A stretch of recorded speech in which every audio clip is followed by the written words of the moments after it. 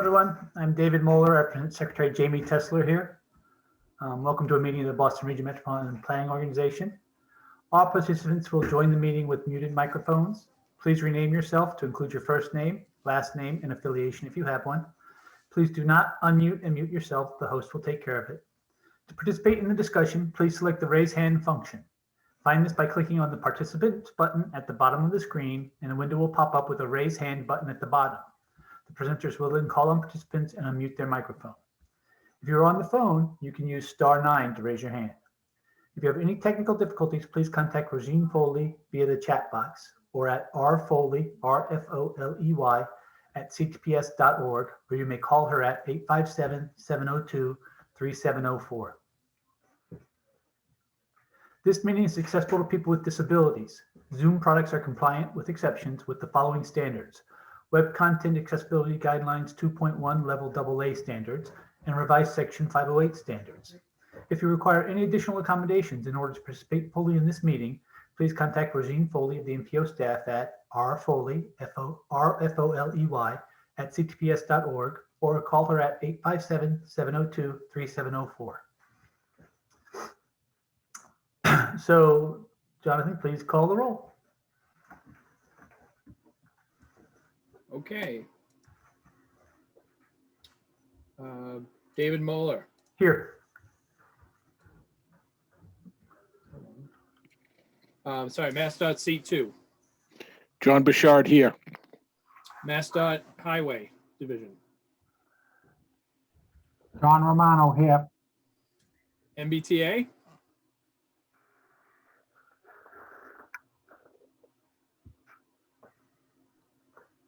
Okay. Joshua Klickenstein, MBTA. Okay. Thank you. Massachusetts Port Authority.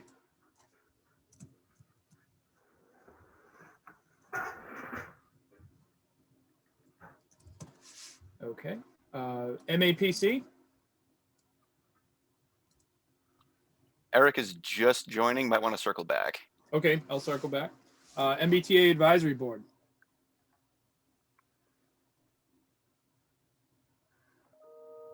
Brian Kane here. Thank you. Regional Transportation Advisory Council. Leonard Diggins here. Thank you.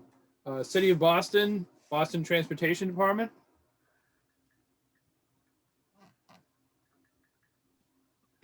Tom Katz's, City of Boston, representing Mayor Martin Walsh. Good morning. Morning. City of Boston, BPDA. Hi, Jim Fitzgerald with the BPDA, representing Mayor Walsh in the City of Boston.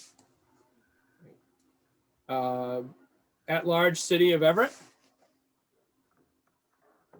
Good morning, Jay Monty, representing Mayor DeMaria in the City of Everett. Thank you. At-large City of Newton. David Kozis, representing Mayor Ruth Ann Fuller in the City of Newton. At-large Town of Arlington. Daniel Amstutz, Town of Arlington, at-large towns, representing Select Board Chair John Hurd. Thank you. At-large Town of Brookline. Todd Crane, Town of Brookline, representing Select Board Chair Bernard Green. Thank you. Intercore Committee, City of Somerville.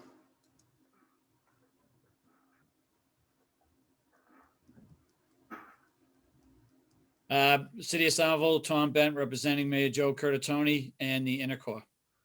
Thank you. Minuteman Advisory Group on Interlocal Coordination, Town of Acton. Austin Zagano, Town of Acton, representing Magic Subregion. Thank you. Metro West Regional Collaborative, City of Framingham. Thatcher Keyser, representing Mayor Spicer, Metro West. Great, thank you. North Shore Task Force, City of Beverly. Hello, Denise Deschamps, representing Mayor Michael Cahill, City of Beverly, and the North Shore Task Force. Thank you. North Suburban Planning Council, City of Woburn. Good morning, Tina Cassidy, representing Woburn Mayor Scott Galvin and the North Suburban Planning Council. Thank you. South Shore Coalition, Town of Rockland. Jennifer Constable, Town of Rockland, representing South Shore Coalition. Thank you. Southwest Advisory Planning Committee, Town of Medway. Pete Pelletier, Town of Medway, Southwest Advisory Committee. Thank you. And Three Rivers Interlocal Council, Town of Norwood, Neponset River Regional Chamber. Good morning, Tom O'Rourke from the town of Norwood, representing the Trick sub-region. Okay, and I will just circle back quickly. Massachusetts Port Authority.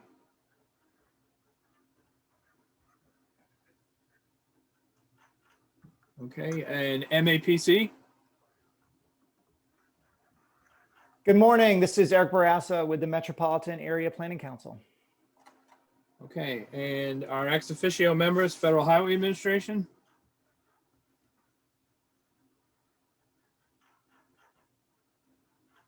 Good morning, Ken Miller, Federal Highway. And Federal Transit Administration. And that calls the roll, Mr. Chair. Thank you, John. So this is a very sad chair's report today. I would like to take a moment to officially note the passing of Carl Quackenbush. Carl passed away unexpectedly Monday morning. It was a shock to all of us who know him and loved him. Carl was a deputy director at CTPS when I started in 1994. I've known him, 25 years. He was a wonderful man and a great colleague, and I will miss him dearly. Before we take a moment of silence, is there anyone else who would like to say something about Carl? Raise your hand if so, and we will call on you. Mark Jason. I think you're unmuted, Mark. Yes. Good morning. Are you able to hear me? Yes. Good. Thank you. David, thank you for calling me, and thanks to everyone. Obviously, Carl's sudden loss was a great shock to all of us. I cannot even begin to say how much I enjoyed working with Carl. I think that I speak for everyone when they say he was one of the kindest, most decent men I think that I've ever had the pleasure of working with. One thing that was just so apparent, even in a short conversation with Carl was understanding the degree to which he saw transportation planning as a way of accomplishing good in the world. He was very devoted to his craft. He really felt that it made a difference in people's lives. And he also absolutely loved everyone who worked at CTPS. He was deeply committed to them, almost like a family. And I know that term is used a lot in terms of workplaces, somewhat flippantly, but in the case of Carl and the way he felt about the people he worked with, I think it was really true. He retired only a year and a half ago or so, maybe 2 years ago, and did not have as long to enjoy the new farm that he and his wife purchased in Warwick, Mass, as much as he wanted to. But I think it might be interesting to note that our colleague Linda Dunleavy, who runs the Franklin Regional Council of Governments, indicated that in the short time he and Nancy were out there, they endeared themselves to the people in that area and had already begun working very actively on civic affairs. There was a wonderful letter he sent on the preservation of the Warwick Community School, which I would ask everybody to read. I think you'll get a kick out of it. Even though it was a little bit of an angry letter because they were trying to close the school. So I just wanted to say on behalf of everyone at MAPC, and I know I speak for the staff at CTPS as well, and Tegan may speak, I don't know, that Carl will be deeply, deeply missed. He was a wonderful, wonderful. Thank you for giving me the moment to speak, David. I appreciate it. Thank you, Mark. Those were lovely words. And I should note, Mark mentioned this. Carl had been, there was a draft Carl campaign to get him to serve on the Board of Selectmen. He did not feel he could take on that level of responsibility, starting a new farm. So he joined the planning board. That's who Carl was.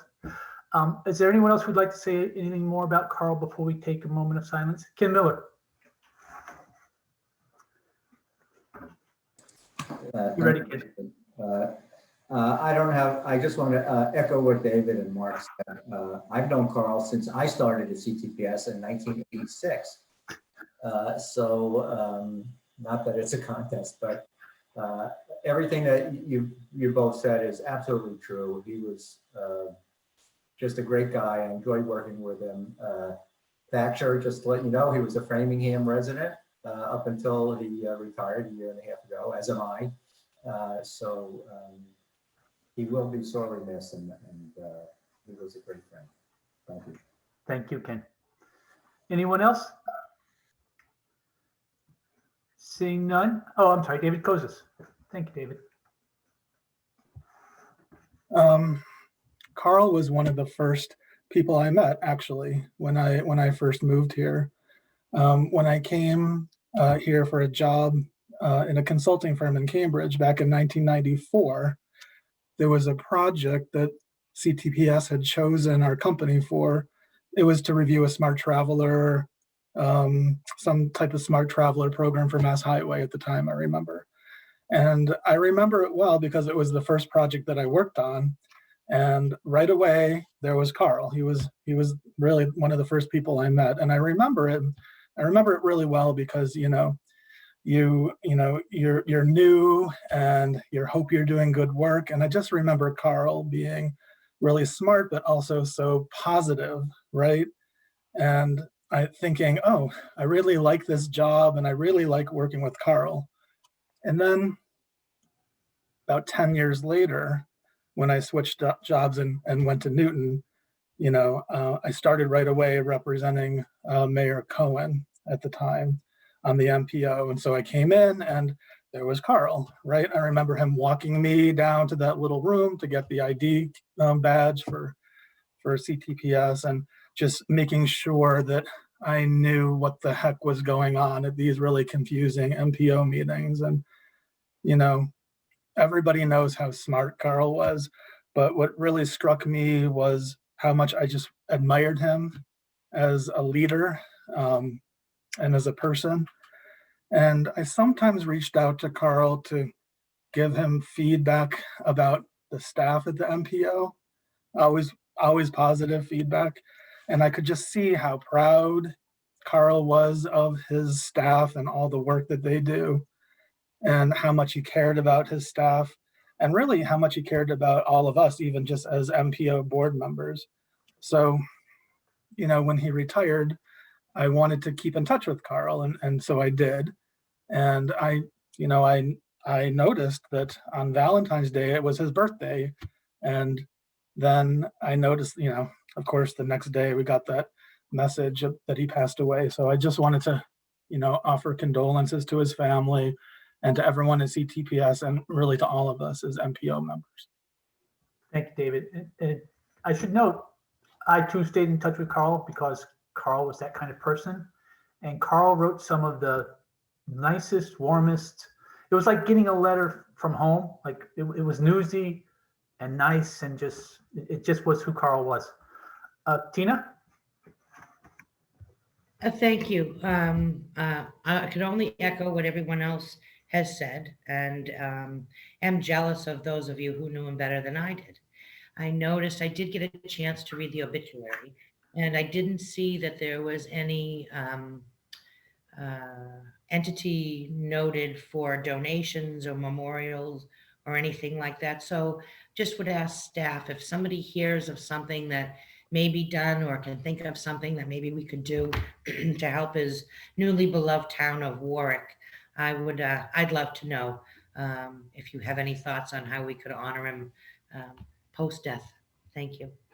That's a wonderful idea, Tina. Thank you so much. Tom Kadzis? Thank you, Mr. Chair. Like you, David, knew Carl when he was an up-and-comer, and all I'll say is this: I always respected Carl for being a consummate gentleman. I looked up to Carl for having personality attributes I wish I had in terms of his congeniality and his fairness and kindness to people, and a true gentleman and a really good person. And as far as the city of Boston and anybody he dealt with there, nothing but great things, great thoughts to say to him. And it's just something fundamentally wrong about about Carl's untimely death. It just is. It's deepening, saddening. Thank you. Thank you, Tom. Anyone else? Take it. Thank you. I don't know if many of you have seen, there's actually a number of staff that are also joining today's MPO meeting.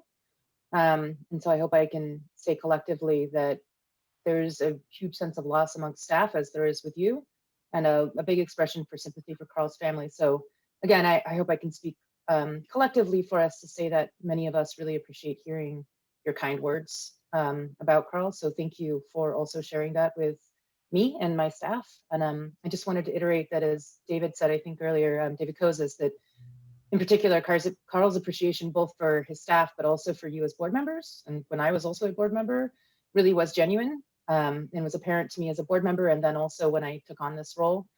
And, you know, as Tom just said, his loss being so untimely is genuinely tragic, and he committed most of his career to CTPS and was just beginning to enjoy that retirement, that dream retirement, as Mark said. So my heart goes out to his family and to all of my staff and to all of you. And we are thinking about ways that we can continue to honor Carl's memory at CTPS and also his long service to the MPO. So we will certainly share more, as Tina asked as well, if we hear more things. Thank you. Thank you, Tegan. Now, with everybody's indulgence, I think we'll take a moment of silence to remember Carl. Thank you.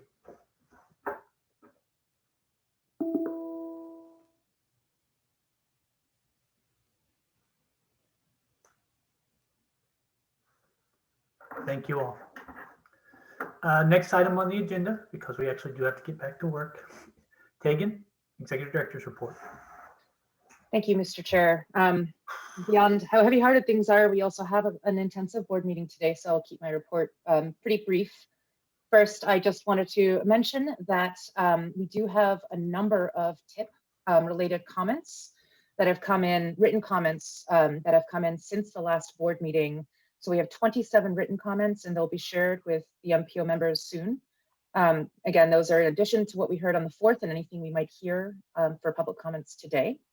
So we'll share those, and please let staff know if you have any questions.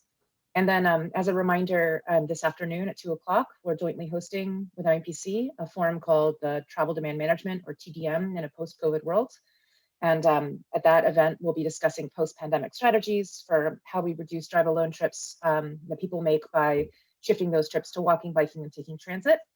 We have over 130 people signed up so far in a panel of experts, and we'll be discussing how to implement TDM policies both in urban and suburban locations, and also how the needs for these strategies might change in a world where there's more remote working.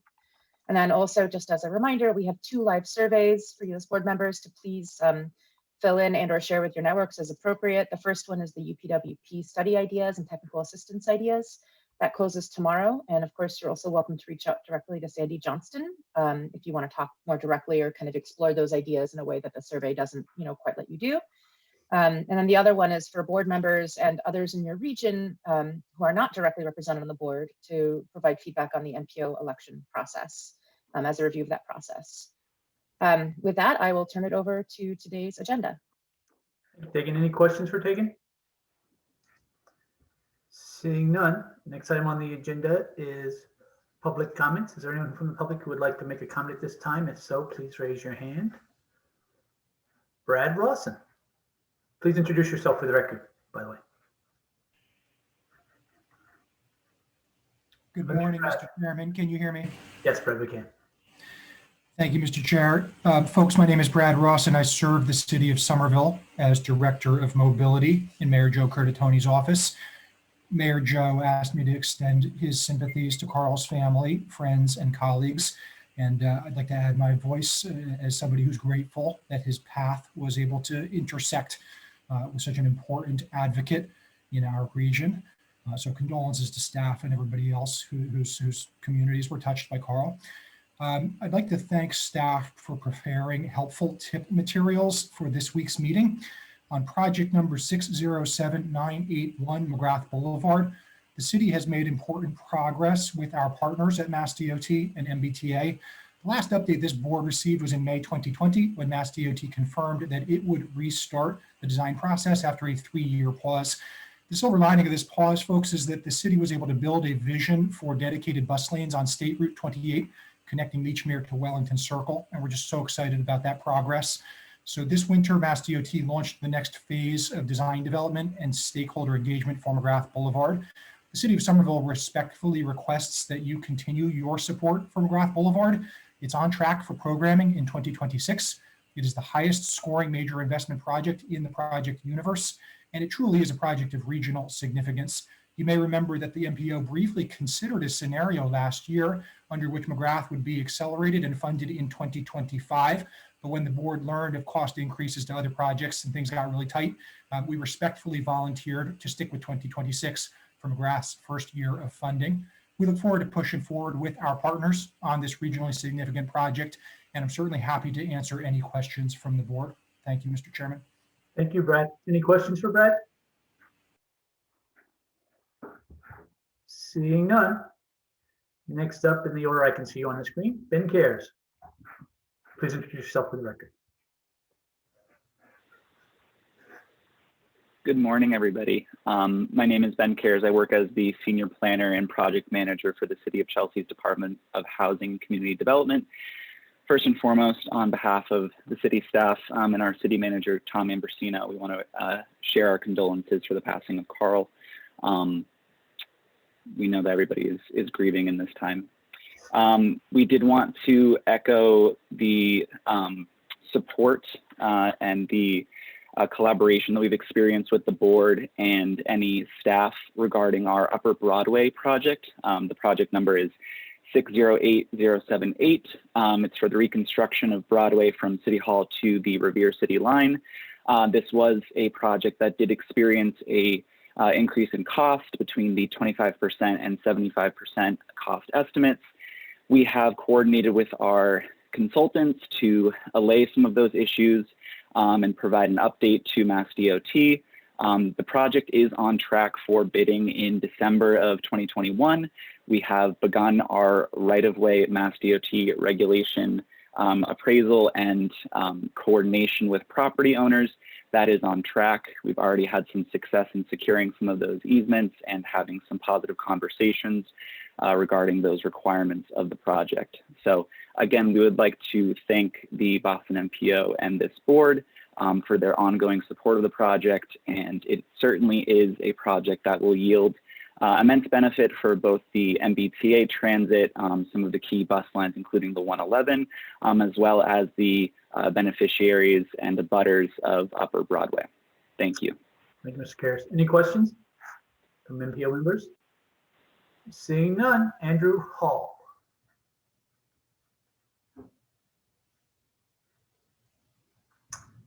Good morning, everyone. My name is Andy Hall, and I'm here representing the City of Lynn and to vouch for the readiness of Lynn's reconstruction of 129 project, otherwise known as Linfield Street.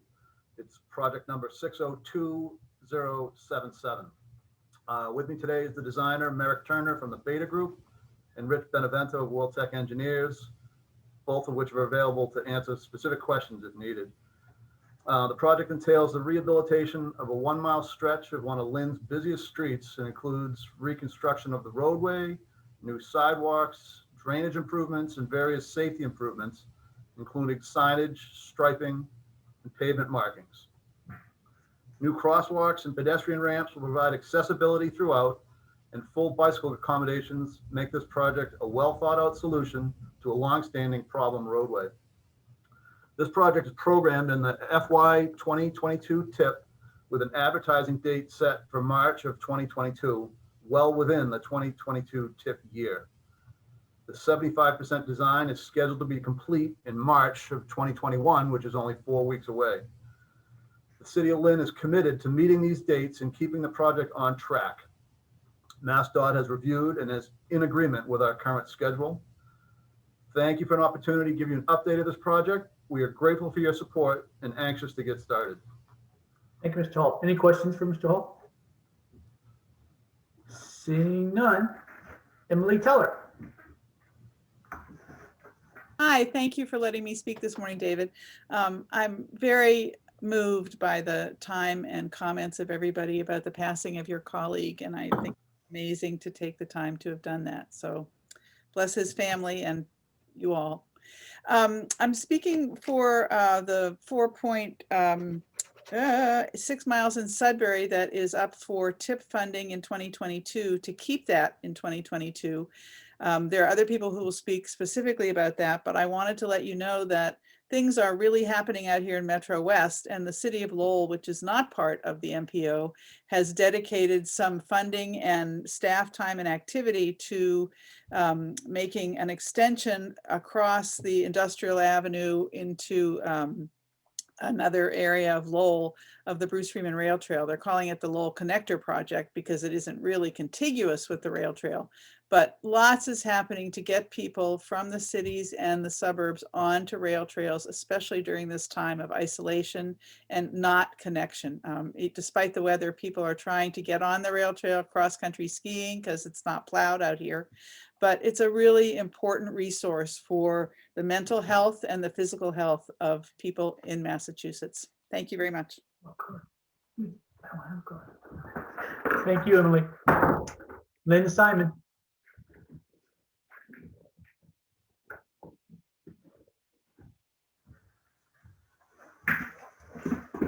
Beg your pardon. Thank you, Mr. Chair. Len Simon, former member of the Sudbury Board of Selectmen, now Select Board. I share the condolences which have been expressed regarding Carl Quackenbush. I was at one of your meetings, and he and I spoke afterwards, and he was looking forward to joining the other residents on other rail trails. He was living in Framingham. We're in Sudbury, just north of that, and he was looking forward to joining residents being on those rail trails, and he and his wife getting out. And so it was we all feel a personal loss with Carl's passing. If I may for a moment speak about the importance of the Bruce Freeman Rail Trail, particularly in Sudbury, as Ms. Teller had just mentioned. First, Sudbury took a giant step towards actually completing the entire Bruce Freeman Rail Trail in Sudbury last fall, when at the September town meeting voted to purchase the remaining 1.4 miles of CSX owned corridor from the Mass Central south to the Framingham line. And then in November, the town voted over $1 million to purchase that right of way.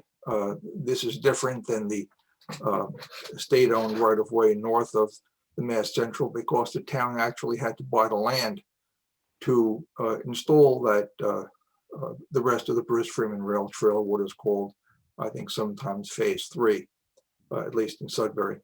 So the town, it was an overwhelming vote in support of it. The town is looking forward to using all of the Bruce Freeman Rail Trail. In addition, the town is on schedule to complete its remaining designs by the end of this year. We have a design consultant, Fuss & O'Neill, which is moving very quickly to complete those designs, and it's gone quite well. In addition, the Select Board has formed a special committee of residents to assist in the communications between residents and the design consultant and the project manager in town. And the design has been fully funded by the residents multiple times. No project in Sudbury has received such incredible support from residents at every juncture when it's come up.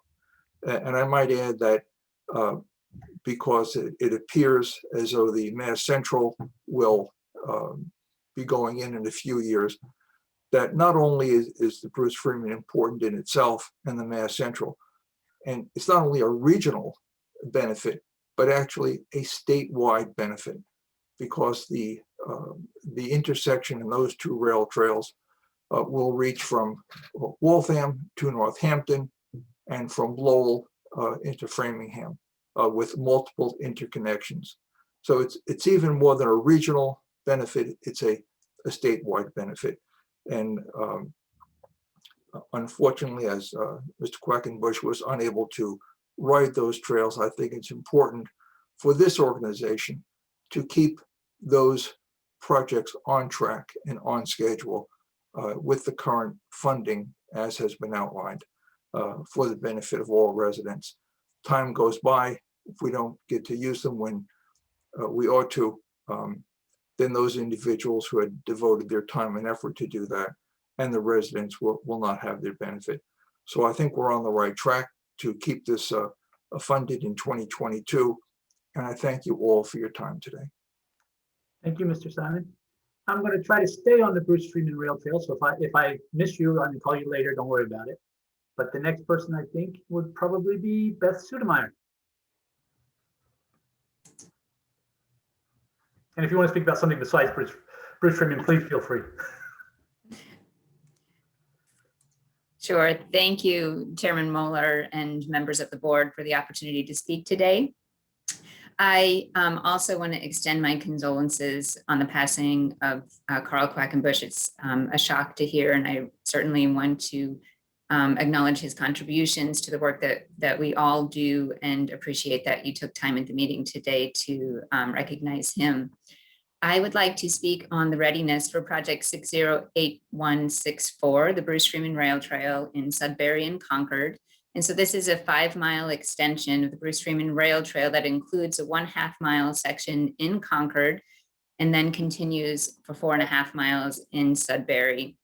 It's currently on the tip for 2022, but the materials that we received in advance of the meeting today show that Mass DOT has suggested that it be considered for pushing out to fiscal year 2023. And on behalf of Sudbury, I really would like to respectfully request continued support from the MPO for keeping this project in 2022. The town is very committed to this project, as you've already heard from some other comments, and we've been working for years to advance the design. We have all of the funding that's needed to make this come to fruition, and we've made tremendous progress over the last year. We completed our response to comments and all of the associated coordination with the 25% design and the bridge sketch plans last year.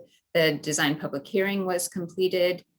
We engaged a new designer with Fuss & O'Neill coming on board to bring this project to completion.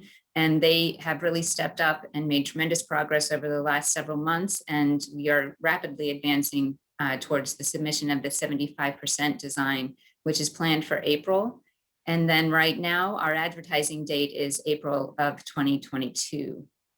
This schedule has been submitted monthly to Mass DOT since Fuss & O'Neill has been on board, and we have not received any feedback expressing concerns for our ability to deliver the project or complete it on schedule. And so we were quite surprised to hear that the TIP readiness meeting resulted in the recommendation to move it out to 2023.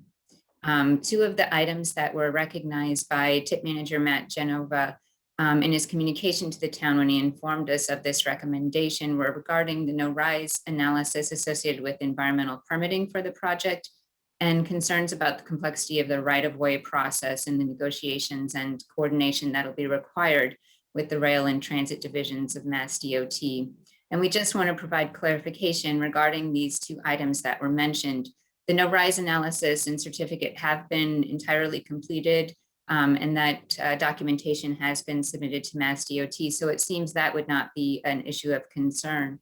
And then regarding the right-of-way process coordination and schedule that we've presented, the team at Sudbury and with our design consultants is fully committed to delivering the right-of-way on time. And we don't have concerns regarding this so long as the team at Mass DOT can appropriately allocate the time for the coordination that's needed, because we recognize that their resources are also limited in that with rail trail projects, with rail division as the owner, there's a commitment that is expected from them as well. But our team is absolutely ready to deliver this project, very excited to advance and move it along, and certainly hope that we'll be able to work with Mass DOT to complete it in the next year.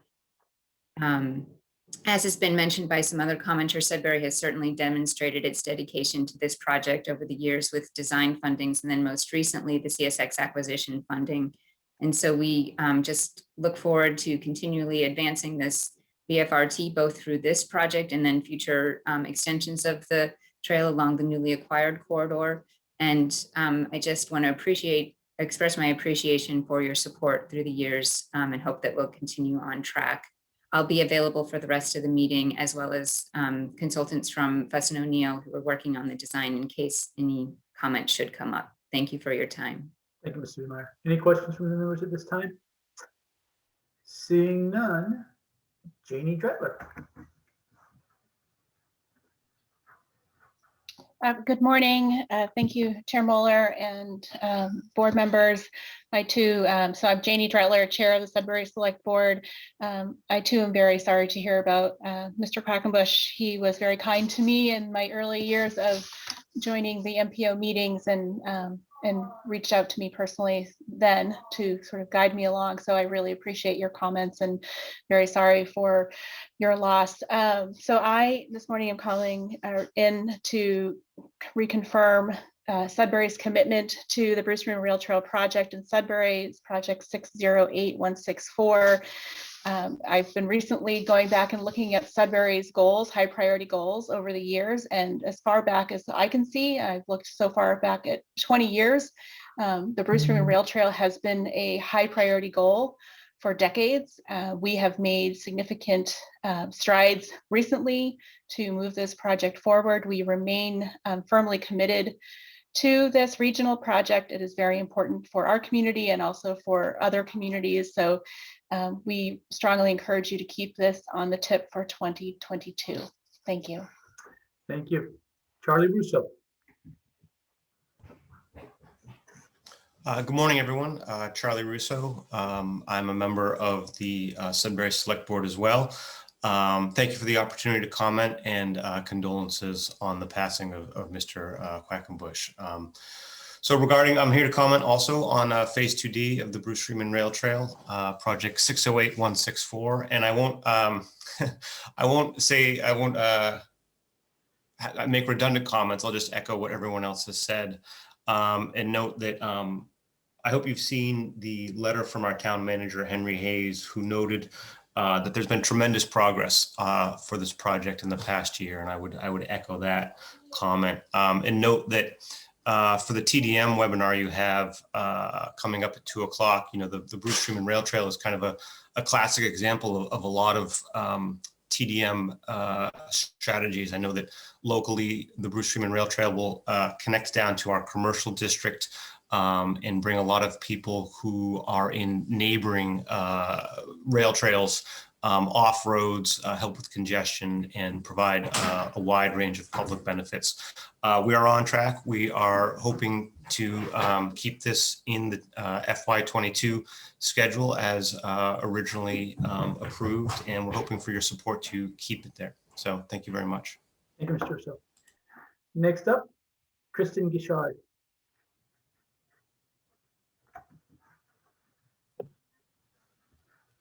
Hi, sorry, I'm in a public place now.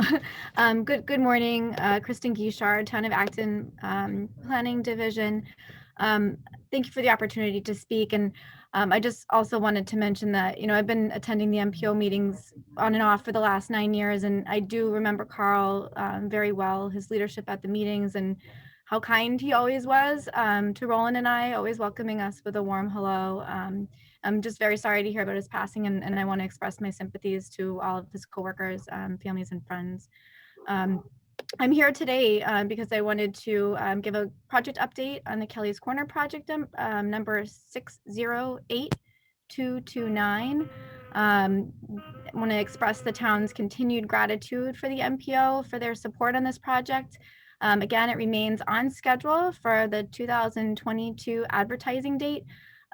The design review comment resolution meeting for the 100% design plan will be held next month prior to proceeding with the PSNE submission. You will notice again that there is a cost increase primarily due to the unit price cost for retaining walls, which has gone up significantly. I know a lot of construction costs have gone up, but this is one that I know is being worked out. So that's the updates we have now. I'd be happy to answer any questions, but thank you again for your support. Charlie. Any questions? Seeing none at this time. Colette O'Frank. Thank you. Thank you to the members of the board. I'm Colette O'Frank. I'm a new select board member in Wellesley, and I'm actually here today with Catherine Myrick, who's a school committee member, and Amy Frigiletti, who is the Assistant Executive Director of Government Services, all of whom are members of our mobility committee. And we are here today to ask the MPO to support Wellesley's Community Connections application for bicycle rack parking and shelters at Wellesley's middle school. The middle school is when children really start their independent biking career and lay the foundation for lifelong habits of bicycle transport. The middle school has by far the highest bike to school ridership in our town, and demand has increased since COVID has started. I'm sure you've all seen in your towns, the streets have been taken over again by our children and their bicycles as the traffic has died down. And another point I'd like to make is that the middle school is very central to the heart of our town. It's adjacent to one of our largest playing field complexes. It's near the heart of downtown. And it's very close to two of our MBTA stations, our bus connections, and our trail network. It's near our commercial districts, and it's really very much the center of our town. In the larger scale plan of the town, the mobility committee is at the very beginning of building a sustainable mobility visioning plan. And this is to encourage all types of mobility in town and really encourage a mode shift. And the mobility committee itself was created as a result of our town's unified plan. So we're really investing time and energy in encouraging a mode shift, out of single passenger vehicles and parents driving their kids to school to bicycles. The bicycle racks are really a very important part of making biking more attractive to our students. Right now, our bicycle racks that are there on a good day are overflowing with bicycle use. So having these new covered bicycle racks would really encourage and make room and make safe space for more biking. So we're really here today to ask for your support for this project, and we hope to get your support in funding for Community Connections application. Thank you. Thank you. Next up is Valerie Gingrich.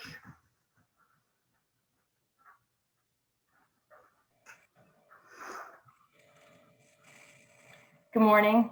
Valerie Gingrich, Director of Planning and Conservation for the town of Wilmington, here to offer the town's full support for advancing the Lowell Street, Woburn Street intersection project that's currently programmed for FY24 to an earlier year.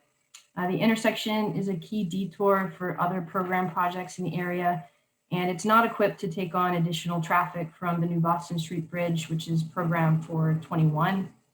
75% design plans will be submitted in the next couple weeks, and 100% design is expected by the end of the calendar year. So thank you for your consideration, and I'm very sorry for your loss. Thank you. Paul Kabutsi.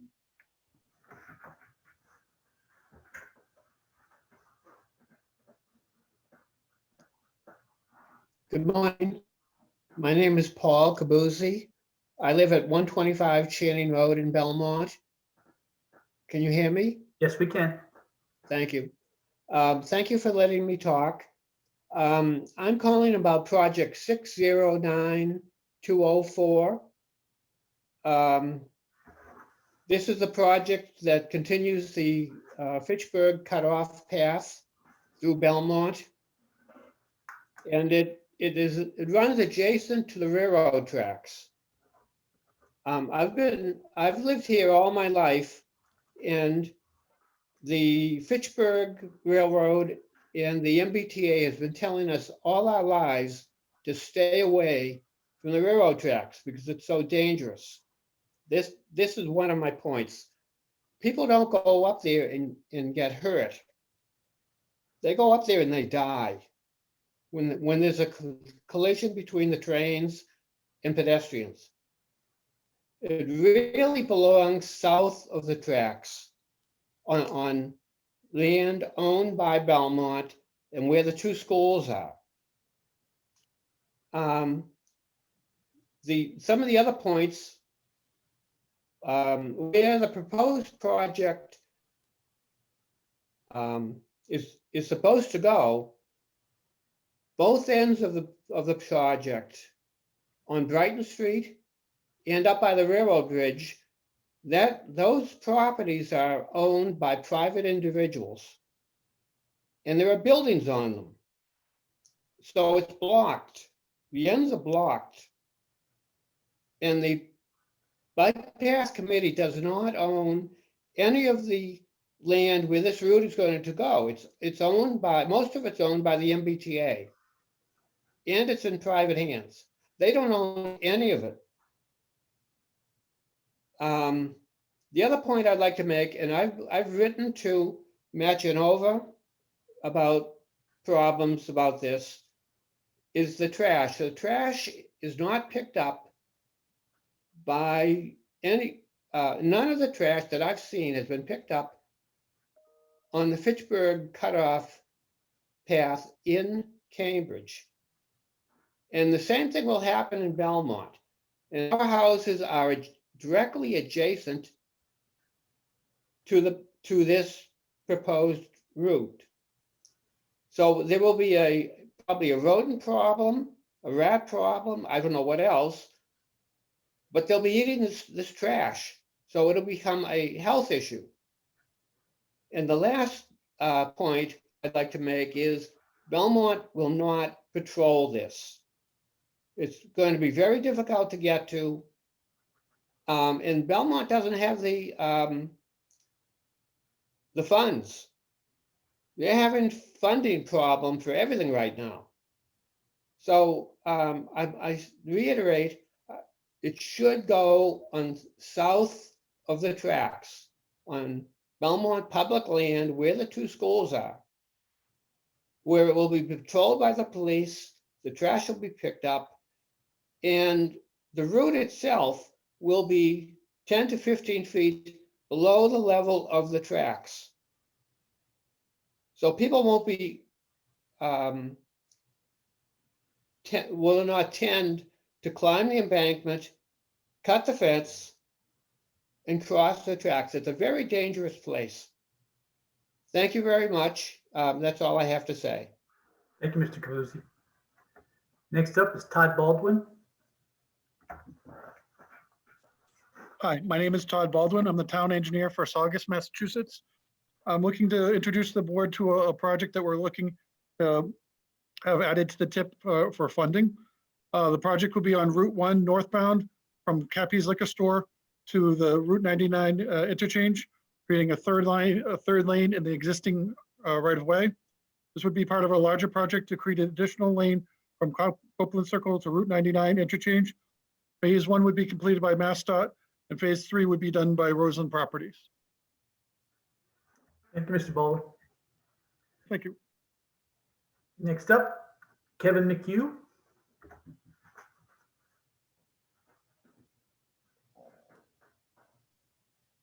Hi, good morning, everyone. I'm Kevin McHugh with Conoco Engineers and Scientists, and I'm here on behalf of the town of Ipswich and in support of their Central and South Main Street project, which is number 605743. I understand that recently there were some concerns raised regarding the project schedule, so I just wanted to provide an update on where things stand at this point. The project was initially submitted to MassDOT back in 2009, and because of the lag in time between the initial submittal and when the project was placed on the tip, we were basically required to resubmit all of the 25% submittals with all updated information included. We've been working with the town on updating all of those documents, a number of those submitted last year, and the last really outstanding item had been a new right-of-way survey. That is actually on track now. The town's approved it to move forward, and we've been working on that over the past month or so, and it's anticipated that that new right-of-way survey will be completed by April 1st. And along with that, all of the updated plans, utility plans, everything would be submitted at that point. We have provided an updated schedule to MassDOT actually yesterday, and I've been on the phone with, I've been emailing with MassDOT both earlier this month and actually this morning also, just to check, and they seem to be confident that the project would move forward. We are on schedule. We are programmed, the project is programmed for the 2024 tip, and the updated schedule shows that we will be well within that deadline. So the town is still committed to moving forward with that project, and we still remain on schedule. I'd be glad to answer any questions. Thank you, Mr. McHugh. Rich Benevento. Good morning. You can hear me okay, right? Yeah, we can hear you, Rich. Okay. First of all, condolences on Carl's passing, to him and his family, certainly. There are some icons in the business, and Carl was certainly one of those. I'm a regular at attending these meetings, and Carl was certainly an icon. So we all share the sorrow of his passing. I'm here this morning, again, Rich Benevento, World Tech Engineering, representing several communities. Mr. Chairman, I just have one question. I can go over some of the projects that were highlighted in the correspondence that Matt Genova sent out. I can give you updates on those, or when the board is deliberating. When would you rather have those? Why don't you give it to us now, Rich, and then as questions come up, you can raise your hand later. Okay. So first of all, there's several projects on the tip. 2 in Everett, Beverly, Peabody, Watertown, Lynn, Woburn, Brookline, and then the Wakefield-Linfield Rail Trail. All of these projects have scored very high. There's some of the highest scoring projects on the MPO's list. 3 of them I would like to talk about this morning because they were flagged as either project at risk or projects that are over budget. First and foremost is the Ferry Street project in Everett. All lights are now green, so to speak, right? Green lights. The project is scheduled for advertising March 6th. Last week, the city council voted to accept the right-of-way. We understand that the right-of-way certificate will be issued today, I believe. That project is over the programmed amount, and the MPO will have to deliberate over that. But I just want to give you an update that everything is all set to go for that project, and we can answer questions as they come up later. The other project is Mount Auburn Street in Watertown that was flagged. It's on the FY22 TIP, project number 607777. The design public hearing for this project was actually scheduled for last August 20th. And there were some concerns. The MBTA had some concerns over the catenary wires and so on and so forth. And so we were waiting for comments coming back from the MBTA relative to this project. We recently received those comments from the MBTA in the first week of February. We're finalizing responses to those comments. They should be available by the end of next week for a comment resolution meeting, hopefully in March, and a design public hearing in May of 21. The add date that was currently planned was in the first quarter of 20. Right now, we're looking at the first quarter of 23. So it's this project will probably be well suited strategically to be moved. As I said, it's currently in the 22 tip. It would likely be better fit for the 23 tip. We're anticipating, as I said, an add date of the first quarter of 23, 75% plans November of 21, PS&E October of 22, and again, add date of February 4th of 23. So in order to meet all of these dates, it's going to make sense to likely move this project. So again, as the MPO is deliberating, they can discuss that. The other project that was flagged was Peabody Central Street. It's on the FY23 tip 608933. The project required a resubmission of right-of-way, which was under review. The design public hearing is scheduled for early May 6th, with an add date of 12/17/22 in the first quarter of 23 tip year. The issue with this particular project was that the construction value is identified as $15.29 million. You may recall I brought this up at the last MPO meeting. The original estimate was $9.66 million. After 25% design, it was a 5.8% increase of 10 to $10.2 million. There's also 1.9 million in non-participating work. And again, we had this discussion, I think, at the last meeting, you know, what's affecting these costs and what are the programmed amounts versus non-participating work. That would get the preliminary design estimate to 12.12 million. So again, the city was curious as to where the 15.2 million came from. So again, we can talk about that when the time comes. But those were the three projects really that have been flagged in the correspondence that went out to the communities. So. Thank you. Any questions for Mr. Benevento at this time? Seeing none, with no other public comments at this time, we'll go on to the next agenda item. But if you have a comment during the meeting, please raise your hand and we will try to call on you. Next up on the agenda is the Regional Transportation Advisory Council report. Lynn Diggins.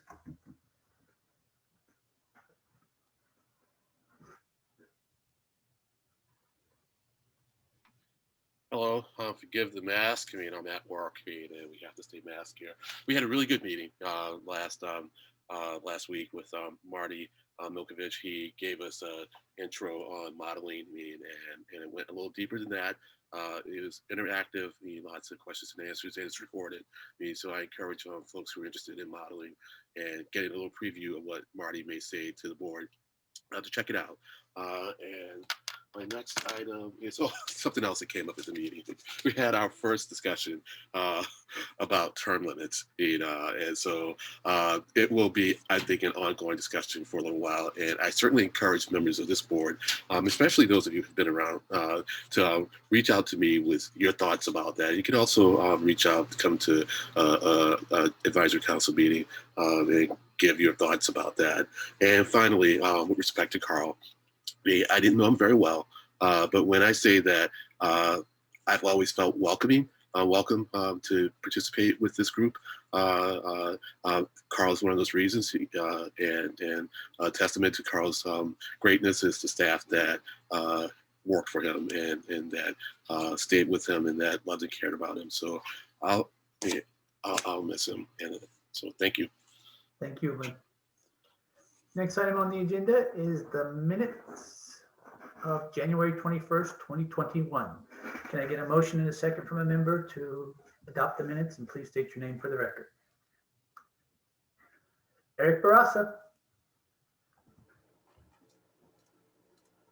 This is Eric Barassa with MAPC. I make a motion to approve the minutes of January 21st, 2021.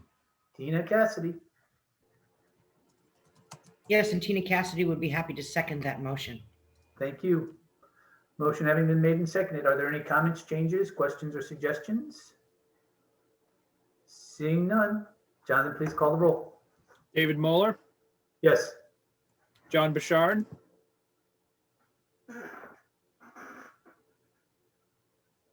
John Romano. John Bouchard, yes, sorry. Thank you. John Romano, John Romano, yes. Jillian Linnell,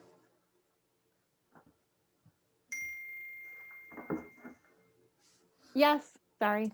okay. Eric Barassa,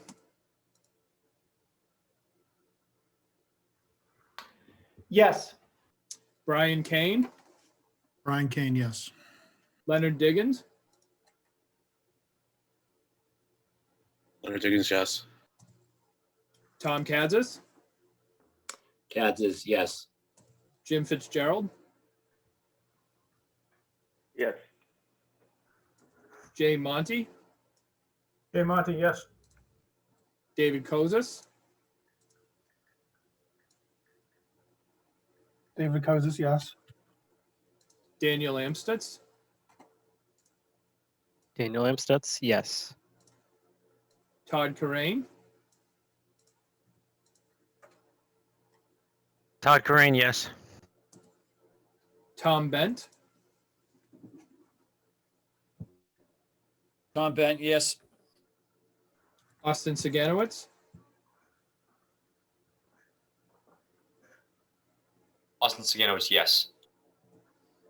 Erica Jerem, Erica Jerem for the city of Framingham votes yes. Denise Deschamps, Denise Deschamps, abstain. Tina Cassidy, Tina Cassidy votes yes. Jennifer Constable, Jennifer Constable, yes. Peter Pelletier,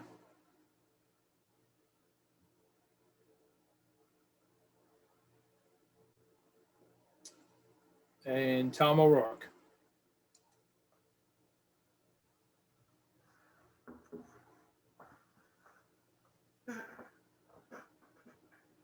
Tom O'Rourke, yes. Okay, motion carries, Mr. Chair. Thank you, Jonathan. Next item is a work scope on access to central business districts, phase 2, Lake Acton.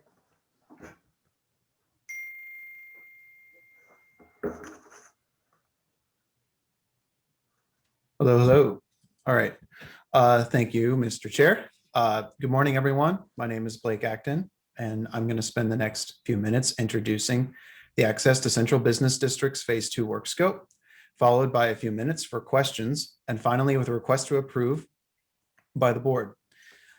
This is an MPO funded study with a $75,000 budget and is scheduled for completion by the end of the fiscal year.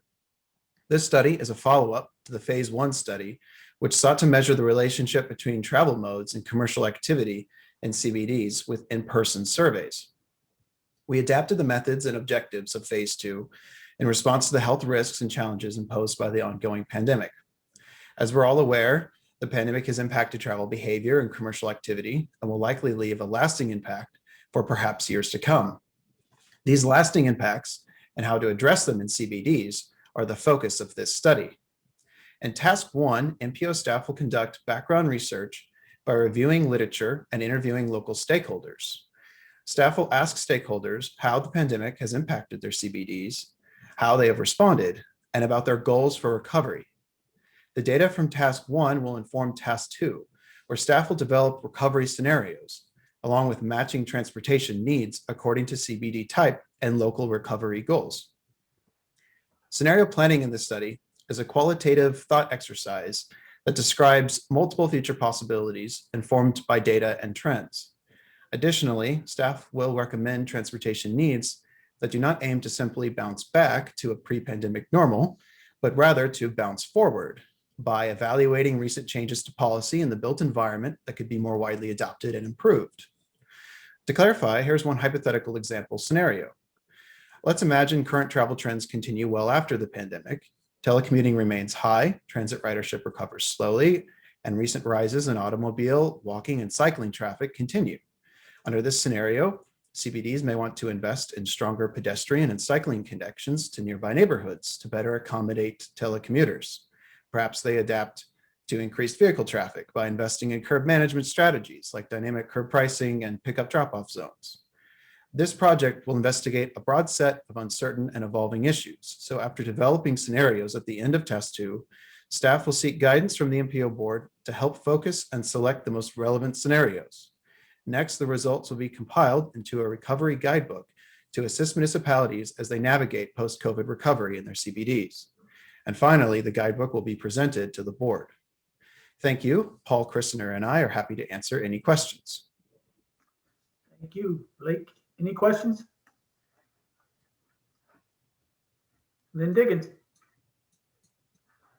So this is, I guess, more of a statement than is a question, and I just wanted to say that I do respect my colleagues who were in part of this discussion. But when we were talking about this, I had mentioned that it would be also good to explore how workers are able to access the CBD of the various CBDs, because they are a big part of what makes the CBD function, especially for the businesses there.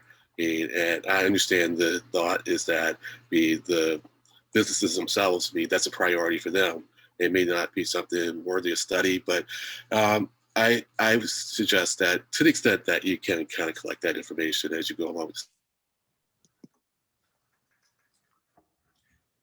Thank you for your comment. Brian Kane. Thank you, Mr. Chair, and thank you, Blake. This is great. Just wanted to express support for this and suggest that as communities with parking benefit districts become more prevalent, this is the sort of thing that will be very helpful to them. And so just to suggest that as you do this, to look at parking benefit district communities and keep that in mind as you're going forward. Thank you. Thanks, Brian. Thank you, Brian. Then Simon.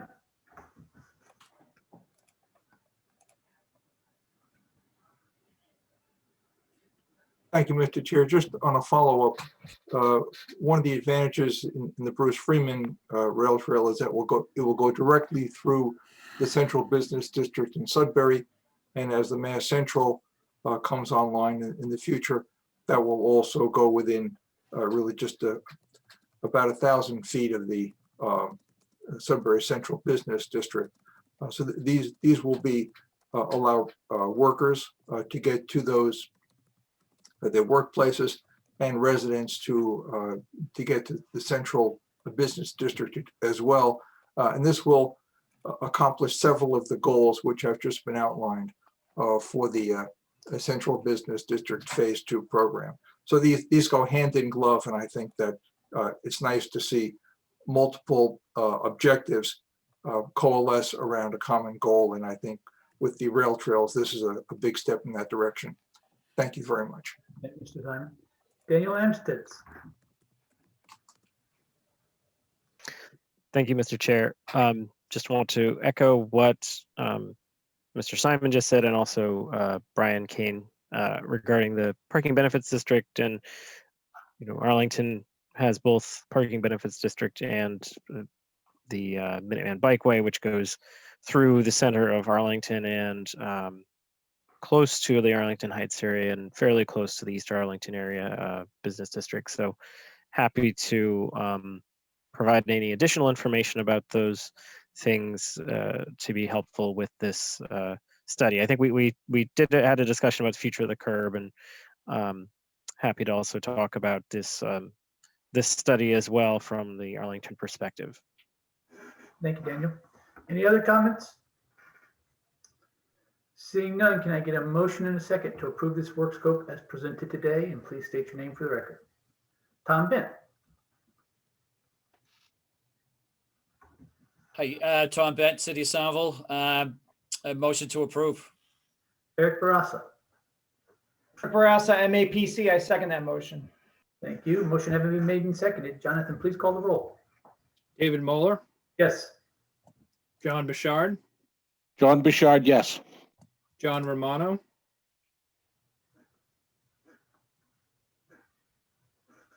John Romano, yes. Jillian Linnell or Joshua Klingenstein. Yes. Thank you. Eric Barassa, Yes. Brian Kane, Brian Kane, yes. Leonard Diggins, Leonard Diggins, yes. Tom Kadzis, Yes. Jim Fitzgerald, Yes. Jay Monty, Jay Monty, yes. David Kozis,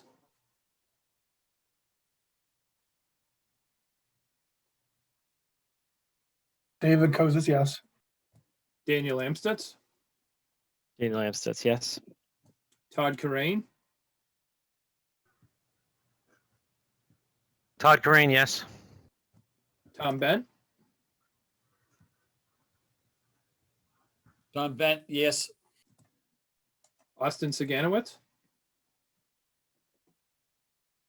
Yes. Erica Jerem, Erica Jerem, yes. Denise DeChamps, Denise DeChamps, yes. Tina Cassidy, I think Tina Cassidy had to step away for a minute. okay. Jennifer Constable, Jennifer Constable, yes. Peter Pelletier, And it looks like Peter has left the meeting. okay. Tom O'Rourke.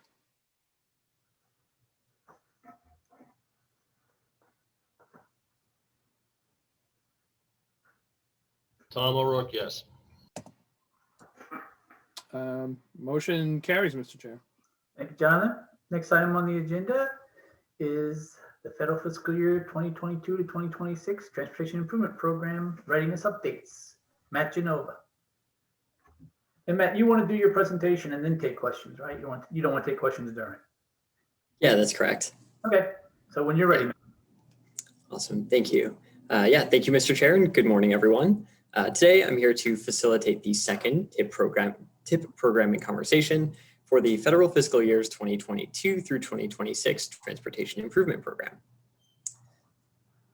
Today, we'll provide an update on project readiness for all TIP projects currently funded with MPO funds in federal fiscal years 2021 through 2025.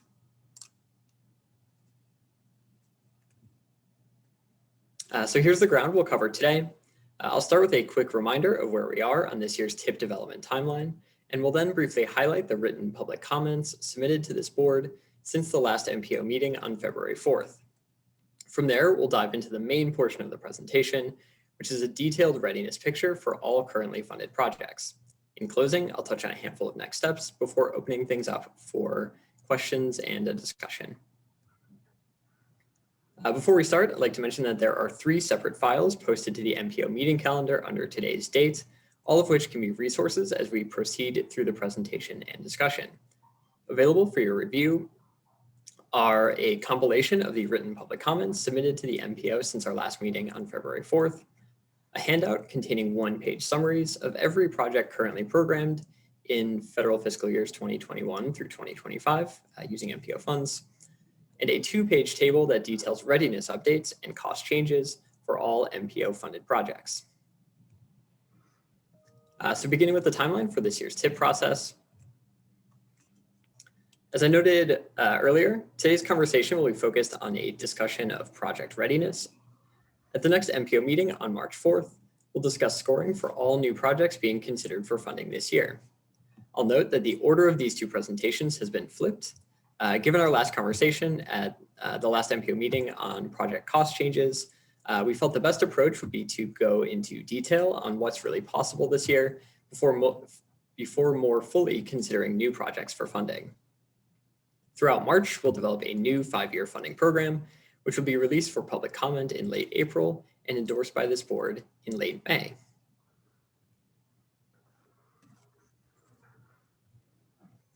So now I'd like to briefly highlight the public comments we've received on TIP projects since this board met on February 4th. Again, the full text of all of these comments is available on the MPO meeting calendar for your review. Over the last 2 weeks, we've received 27 public comments on 4 current and prospective TIP projects. Before we dive into those, I do want to extend my thanks to all project proponents and other stakeholders who have attended today's meeting and our last meeting on February 4th to provide public comments. Your input is a critical component of the TIP process and is highly valued by both the MPO board and staff. So taking these comments in alphabetical order by municipality, James Kupfer, the planner for the town of Bellingham, writes in support of projects number 608887, the rehabilitation of South Main Street.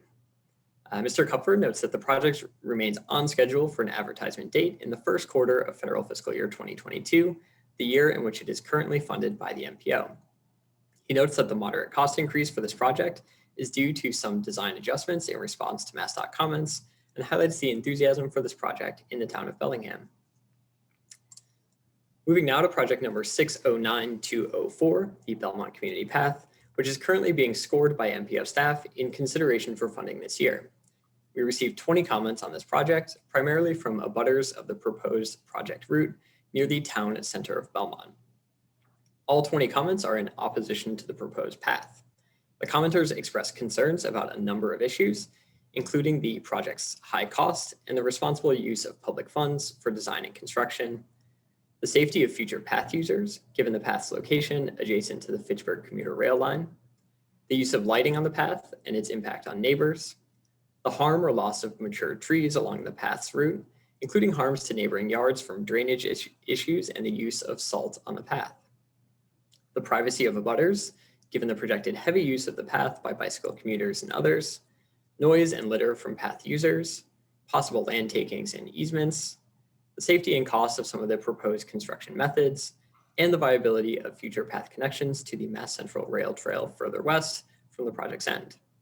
As abutters, some of the commenters feel their voices have not been appropriately taken into consideration throughout the project's route selection and design process, including at public meetings hosted by the town's Community Path Committee and the project's consultants.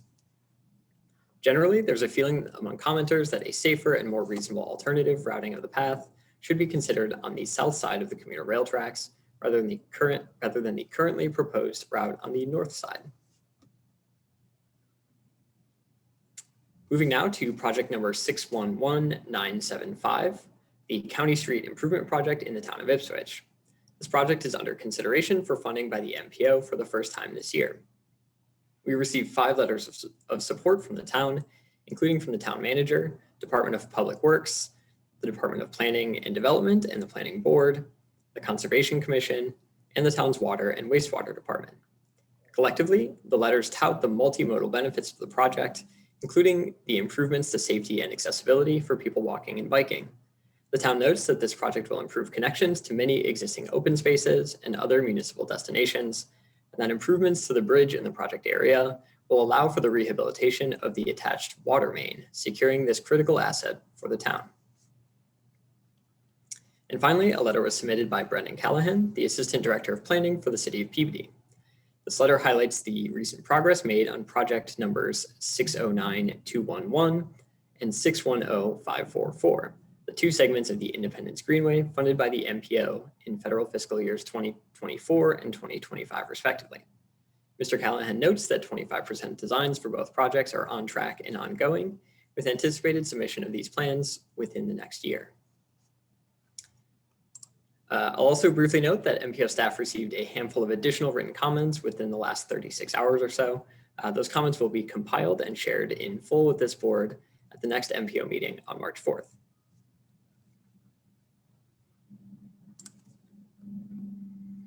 All right, so with all of that context, I'd like to dive into the heart of today's presentation, project readiness updates for all currently programmed projects, which will shape what's possible in the federal fiscal years 2022 through 2026 TIP. Much of the information we're sharing today originates from TIP Readiness Day, an annual meeting between MPO staff and staff from MassDOT's district offices, Highway Division engineers, right-of-way and environmental teams, and MassDOT's Office of Transportation Planning. This meeting is held every February and is designed to bring together input from all of these parties on project schedule changes, cost changes, and potential future risks for delays or cost increases. This information is then organized in the 2-page table that we've shared for today's meeting, which provides a snapshot of where every project in the TIP currently stands. I want to emphasize that all of this information represents a starting point for this year's TIP. In the coming weeks, this information can evolve based on proponent feedback, including some of what you heard earlier today during the public comment period, as well as additional project design submissions and other similar developments. As more information becomes available throughout the next few MPO meetings, we'll be sure to highlight those significant adjustments so that we can all proceed through programming discussions with a shared understanding of the dynamics at play.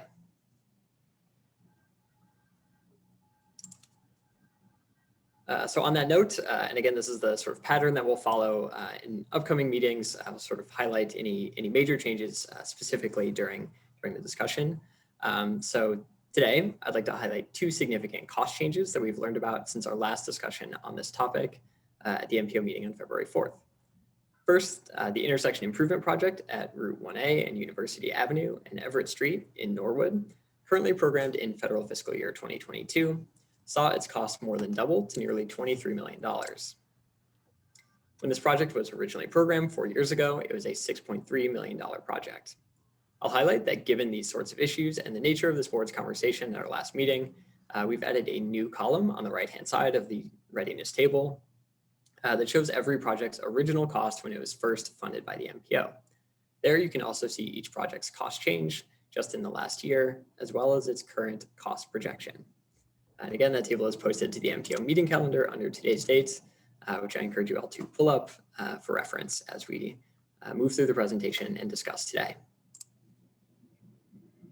The second cost change that came out of Readiness Day is a $5.2 million increase for the reconstruction of Route 38 in Wilmington, a project currently funded in federal fiscal year 2024. This represents a 30% increase, with the current cost estimate sitting at a similar $22.7 million. With those changes in mind, we can now dive into the broader readiness updates as outlined in today's materials. Because there's a lot going on in the TIP readiness table, I want to briefly explain what everything means. There's also a key posted towards the bottom of the second page that denotes the color coding and defines the acronyms used throughout the table. First, all projects with a cost increase of more than or 20% of the project cost are shown in red text. As I noted earlier, you can see the precise amount of these changes on the right-hand side of the table.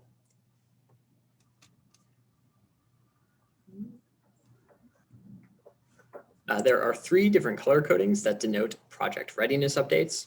Projects highlighted in yellow have been flagged as high risk for not making their advertising date in their current fiscal year. Projects highlighted in purple have been recommended by MassDOT to be delayed due to a range of project-specific issues. And projects in green have the potential to be moved into an earlier fiscal year because they are currently advancing ahead of schedule. All projects without highlighting have no notable updates to their readiness at this time. So as I noted earlier, all of this information will continue to evolve in the coming weeks, including each project's status and cost. If there are questions on the status of any specific projects, we can come back to those during the discussion here in just a minute, along with any other questions on the information included in the readiness table.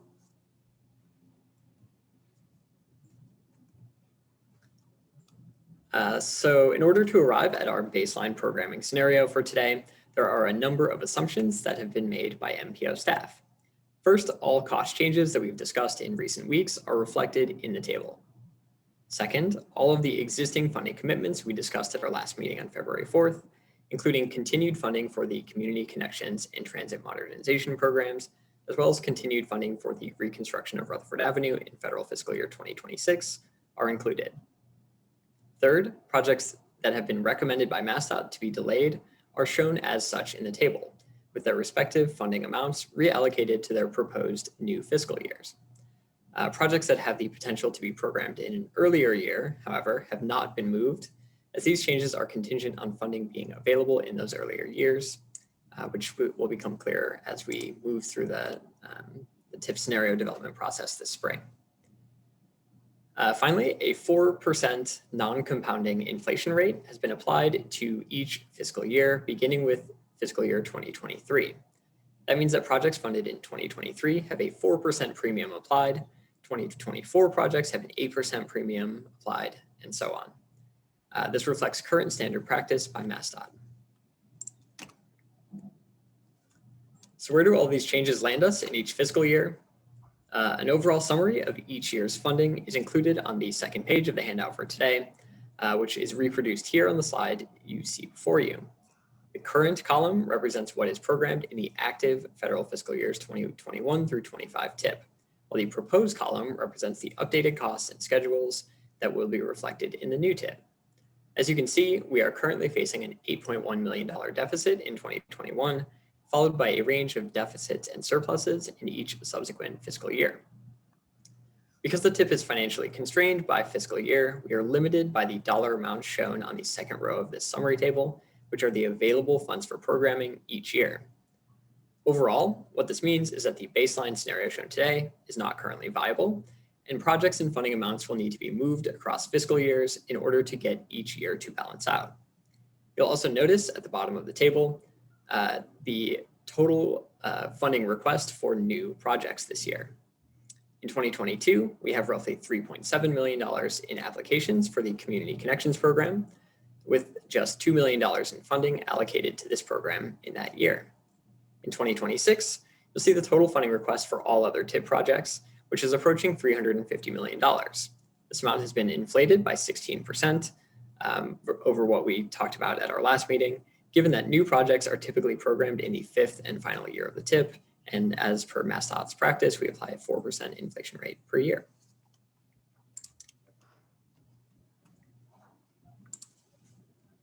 So all the way on the right-hand side of the slide, you'll see that we have negative $65,000 in unprogrammed funds. That means once you include the annual inflation rates and new cost increases, the 5-year TIP in fiscal years 2022 through 2026 is over budget with no new projects funded this year. Furthermore, this tally does not include the $8.1 million in outstanding project costs that need to be covered in fiscal year 2021 if those projects are to move forward before October 1st of this fiscal year.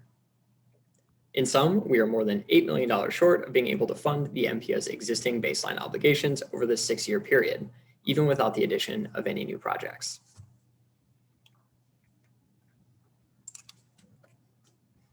When considering TIP projects for funding, one of the many tools used by this board is the relationship between the current distribution of MPO funds across project types compared to the goals that were set for this funding distribution in the MPO's long-range transportation plan.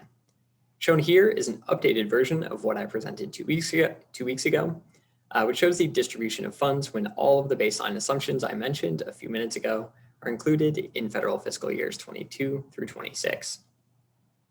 As you can see, we are overprogrammed on major infrastructure and bicycle network and pedestrian connections, while we are underprogrammed on complete streets and intersection improvements. We're currently on target for funding community connections projects at $2 million annually. Again, because this is a new investment program as of last year, there are just 2 years of funding in the baseline scenario for transit modernization.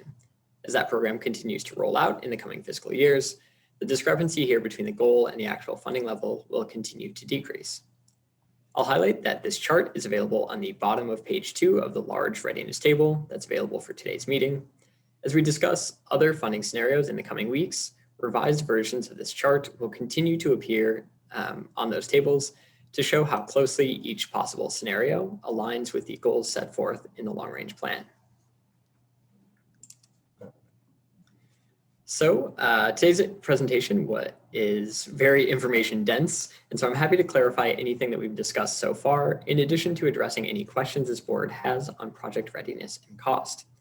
I'll also suggest that the conversation delve into the programming implications from today's presentation, as this will help provide MPO staff with a sense of direction in drafting some initial funding scenarios to review at the MPO meeting on March 18th.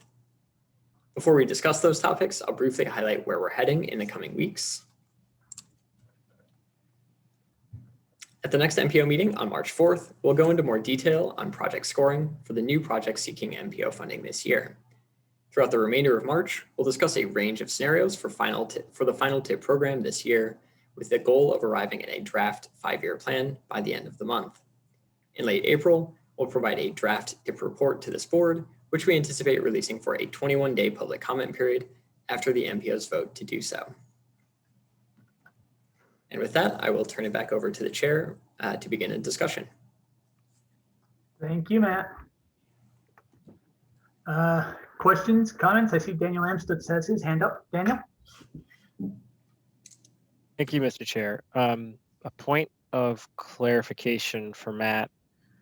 The table that you showed showing the 2021 to 2026, that sort of bigger picture table showing the different funding current and proposed for the 2021 with the $8 million shortfall, is that just sort of connecting it up to the rest of the spreadsheet at the top?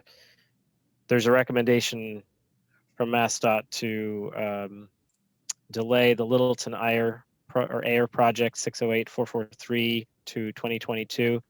So is that $8 million shortfall exists even with delaying that project to the next year?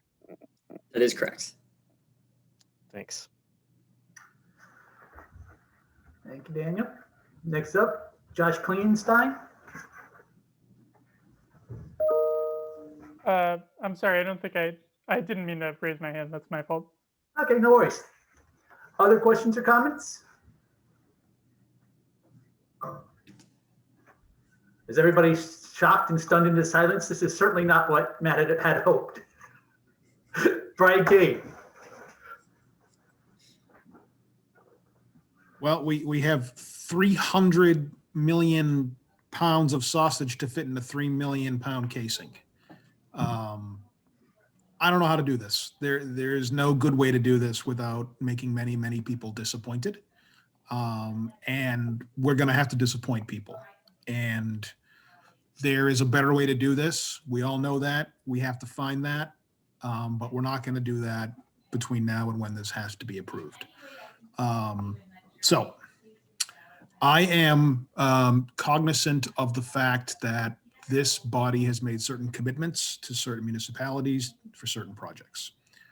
I believe we should do our best to honor those commitments, even though there is insufficient funds to do that across all the projects.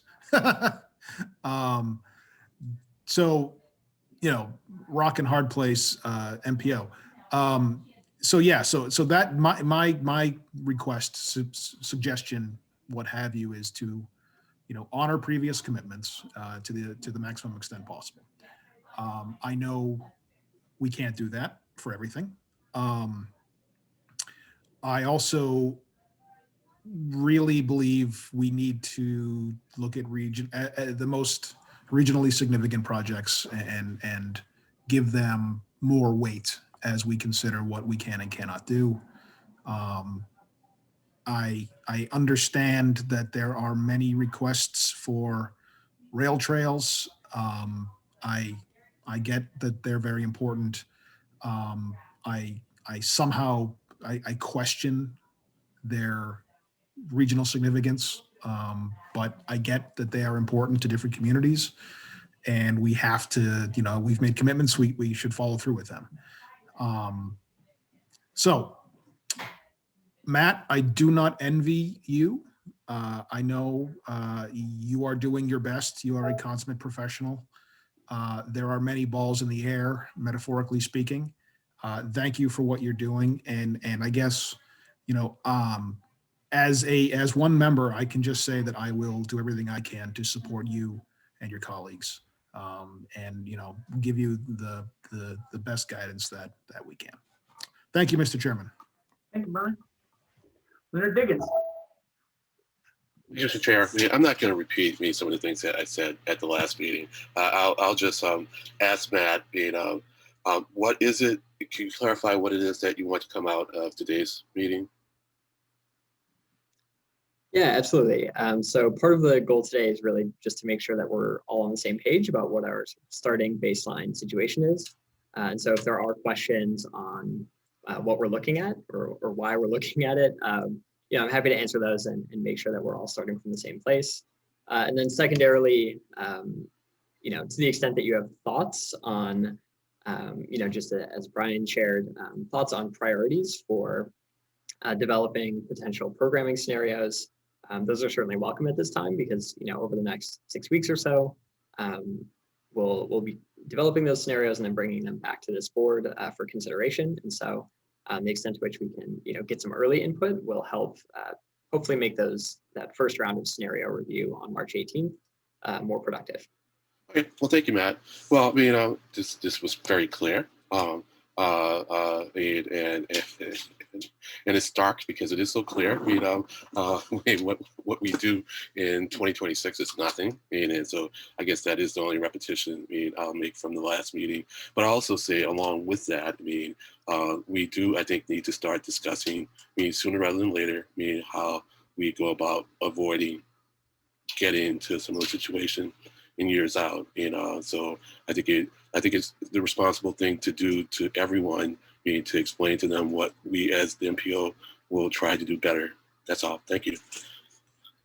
Thank you, man. Jay Monty.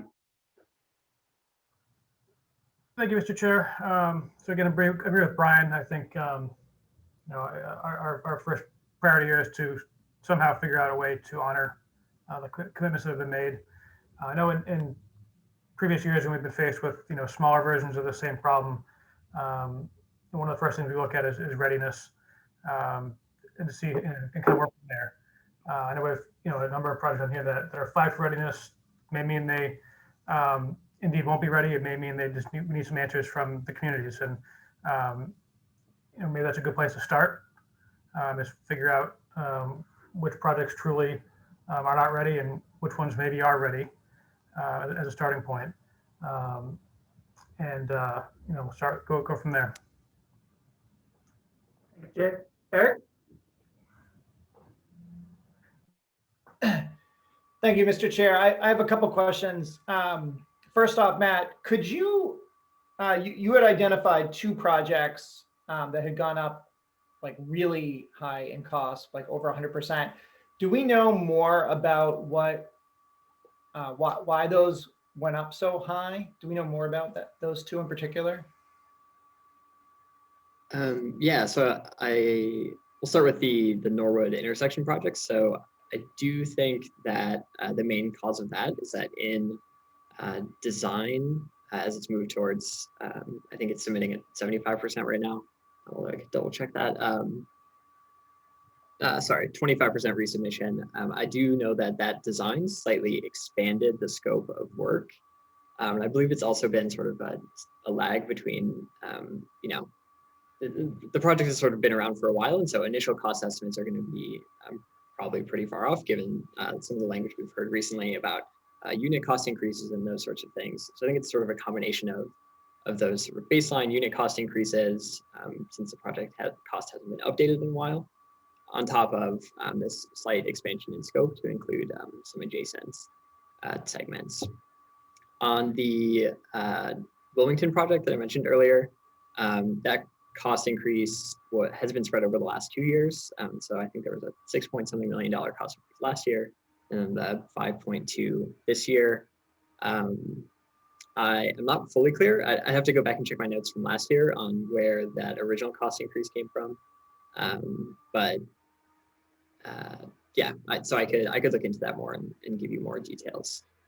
So I guess I would say that I think we need those communities to come in and tell us a little bit more about those projects, because I feel like given their large cost increases, they sort of have a target on their back. And I think we should learn more about what those cost increases are. And I'd also like to know what, again, we've had this conversation for a long time, but it is kind of difficult when you approve a project and you score a project when it's 6.2 million and now it's like 23 million. That is a big jump. So I guess that would be one point. The other question I have is just a process one. I apologize just because the PowerPoint was going quickly. The next MPO meeting, we want to really start talking about scenarios, correct? For fixing the tip, essentially. Is that the focus of the next MPO meeting?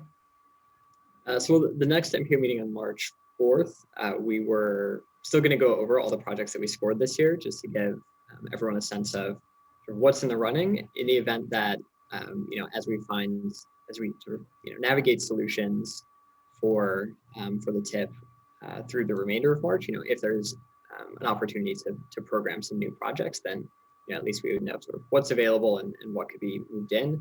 And notably, we do want to go over the scores for the community connections projects for fiscal year 2022. We have held $2 million for those projects.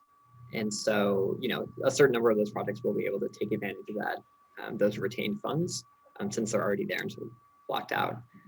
So we'll go over those projects as well. And then we'll come back to the scenario discussion on March 18th. Do we have another MPO meeting planned? My experience is we often need kind of 2 meetings to talk about scenarios. One, to kind of just get a sense of like what are the different options and kind of alert people about kind of how the MPO is thinking, and then another meeting to make some sort of preliminary decisions. Have you budgeted kind of 2 for that? I may defer to the chair on this, but I do believe the intention is to consider adding an extra meeting in March, on March 25th. Yes. Staff and I think Eric, I think you were on this call. We got the need to add a 3rd meeting, and so there will likely be a 3rd meeting in March because, well, everybody knows why, right? Okay. It's an insurmountable problem that we nonetheless have to surmount. I would also note for Matt's answer, at some point we have to decide whether we're doing a separate thing for FY21, because if you heard earlier, supposedly the Everett project is ready for advertisement in March. It's not going to be advertised in March. We don't have the tip amendment on the street in February.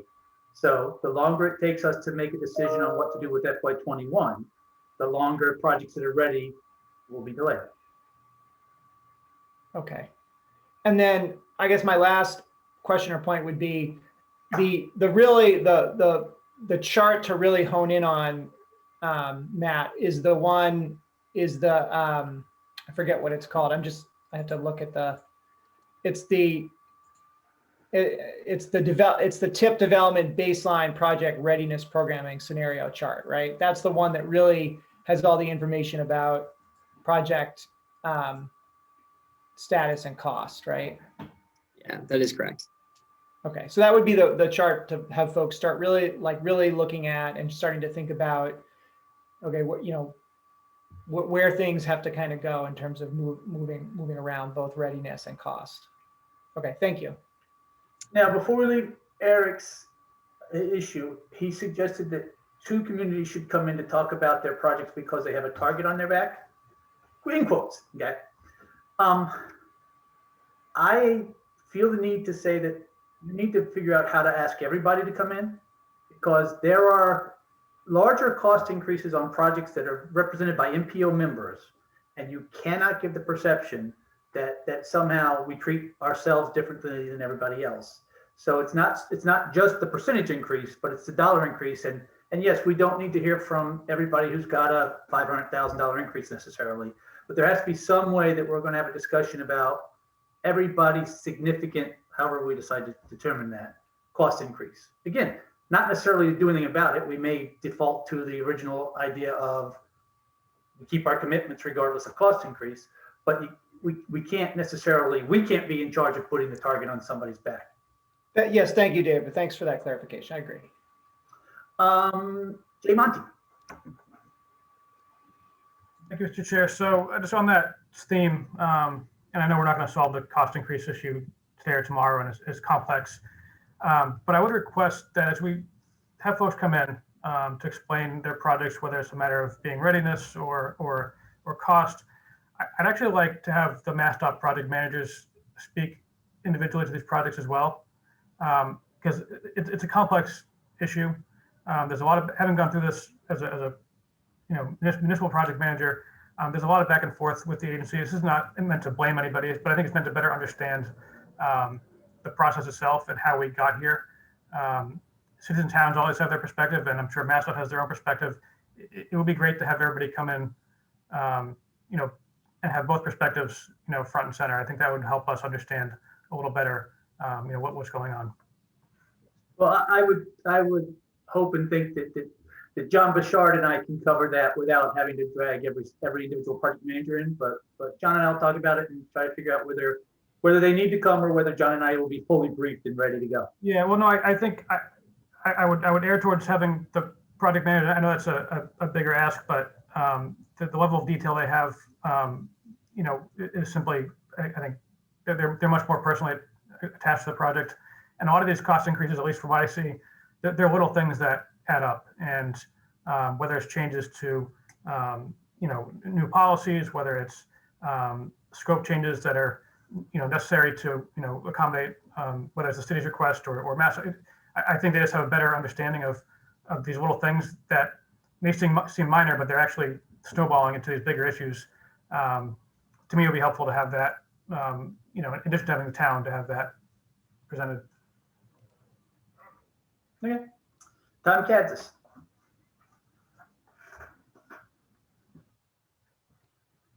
Thank you, Mr. Chair. I was just going to echo, I think it's a great idea to have all the communities to Matt to arrange, for a brief synopsis of what the cost increase is for the following reason. There's a lot of people on this board who haven't been through this cycle before. And part of this would be an exercise to bring everybody down back to earth that this is, it's something that we have to try to fix, but it's the way that we've been operating for a number of years. We'll hear the explanations. A lot of times they'll illuminate the situation. And then I think everybody will have a high degree of confidence that the costs are not a boondoggle or anything. And then with a clear state of mind, we can get at how the hell do we address it? How do we make it happen? And as far as the comment about the MassDOT project managers, I defer to the chair's judgment on that, so long as MassDOT's perspective could be provided. Thank you, Mr. Chair. Thanks, Tom. John Bouchard. Thank you, Mr. Chair. And with all due respect to Mr. Monti's request, I have weekly meetings with, that is our priority of projects meeting, where we review every project that is in a certain funding or advertising schedule.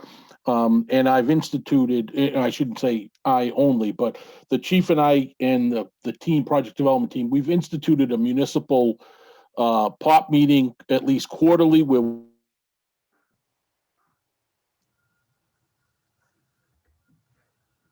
Can others hear John? I can't hear him. Is he frozen? Yeah, he's frozen for me. John, you're frozen. We will come back to you, hopefully. Ken Miller. so that way. Oh, wait, John's unfrozen. Go ahead, John. We missed part of your, we heard you start off. We heard your conversation. Unmute John. John. Yeah, I see a spike in my internet went. We heard you, where we left off, where we could hear you, John, was you had just started to talk about the municipal POP meeting. And okay. Then volume cut out. All right. So we've initiated a municipal POP such that we can bring in the designer with the project managers and the community to participate. We've done 2 of those so far. We're doing them quarterly so we can bring the right parties into the meeting and discuss things. But I mean, we have a weekly meeting on all projects that are in that funding cycle. So I may not have every item today, but in preparation for the next meeting, I'll have the items that are on the agenda, and I'll have the best information that I can respond to. And that's kind of my job. So I'm not gonna try and have 25 project managers here to talk about individual projects. But I'm pretty well in tune with the funding scenarios, the project issues, where there've been changes in cost. And I stay up on that stuff. As I said, I don't have it at my fingertips every meeting, but I have probably 75% of it just in how I conduct my job on a regular basis. And then I might need a few crib notes for some of the more difficult ones. But I do think that we can get through some of the scenarios with the funding, with some input from my team in advance, and in walking through some of these comments with the members of the MPO here. So, thank you, John. Ken Miller.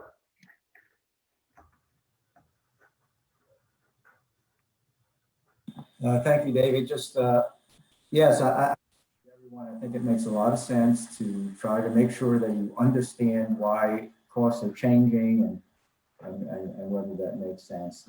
And exactly how that gets done, I guess I'll defer to MassDOT and you folks to figure it out. Just 2 thoughts, though. I think that we've always touched on, and there have been presentations about adding some measure of cost effectiveness. It doesn't always have to be that complicated.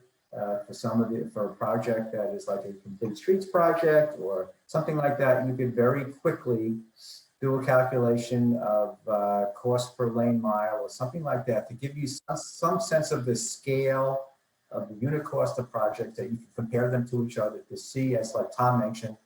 I'm not suggesting there are any boondoggles or anything nefarious, but just to get a sense of how come one project may cost $1 million a lane mile and one may cost 3, and that may lead you to ask appropriate questions to just understand why. Not that there's necessarily anything wrong, but it may help your understanding of why projects are different. And I think that could be accomplished relatively quickly. The other thing I would also mention is that if I understand the table, Matt, correctly, if the projects get moved into the suggested year or proposed year, you're $8 million over in 2021 and $30 million under in 2022. Did I see that correctly? So That is if correct. that is the case, as David mentioned, this is an insurmountable problem that has to be surmounted. But that doesn't mean you have to do it all at once. It's not one big multi-variable problem. Maybe it may make sense to start thinking about it year by year. As David mentioned, some projects may be ready to be advertised, and you need to solve, the MPO needs to solve 2021. It may be, that seems to be, if you're satisfied, once you have an understanding of all the costs and they still make sense, it may be as easy as moving some money from the 2 projects that are being AC, maybe shifting $8 million into 2022. That can solve your 2021 problem.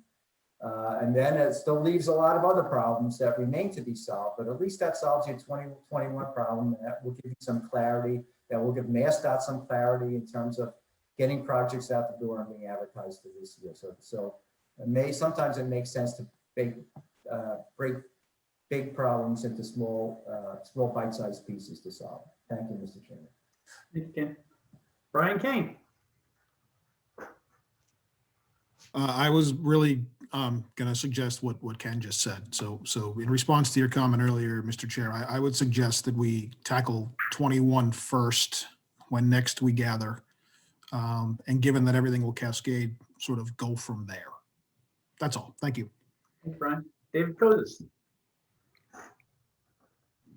All right, thank you. I'm just, kind of just thought, I wonder if there's any reason that we might want to rescore a project if it goes up significantly in cost, or especially if they tell us that there's some sort of scope change. For example, if there's a project that scores 55, when it costs $6 million, and then we find out that there's a scope change and now it costs $23 million. Does it, is it still scoring 55, or did it score 55 way back at the beginning? Or, I'm just wondering, is there something about the project, the design that changed in some kind of way that addresses something that we value? Or, probably the answer is that it just went up in cost and it's still, basically the same project with the same score. I'm just not sure. Thank you, Dave. Other questions, comments, discussion?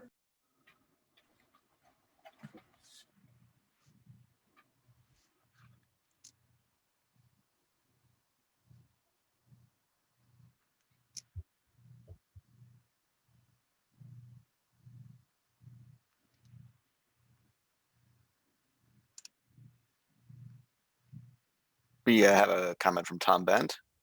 Yeah, I somehow got muted accidentally. Tom? Okay, thank you.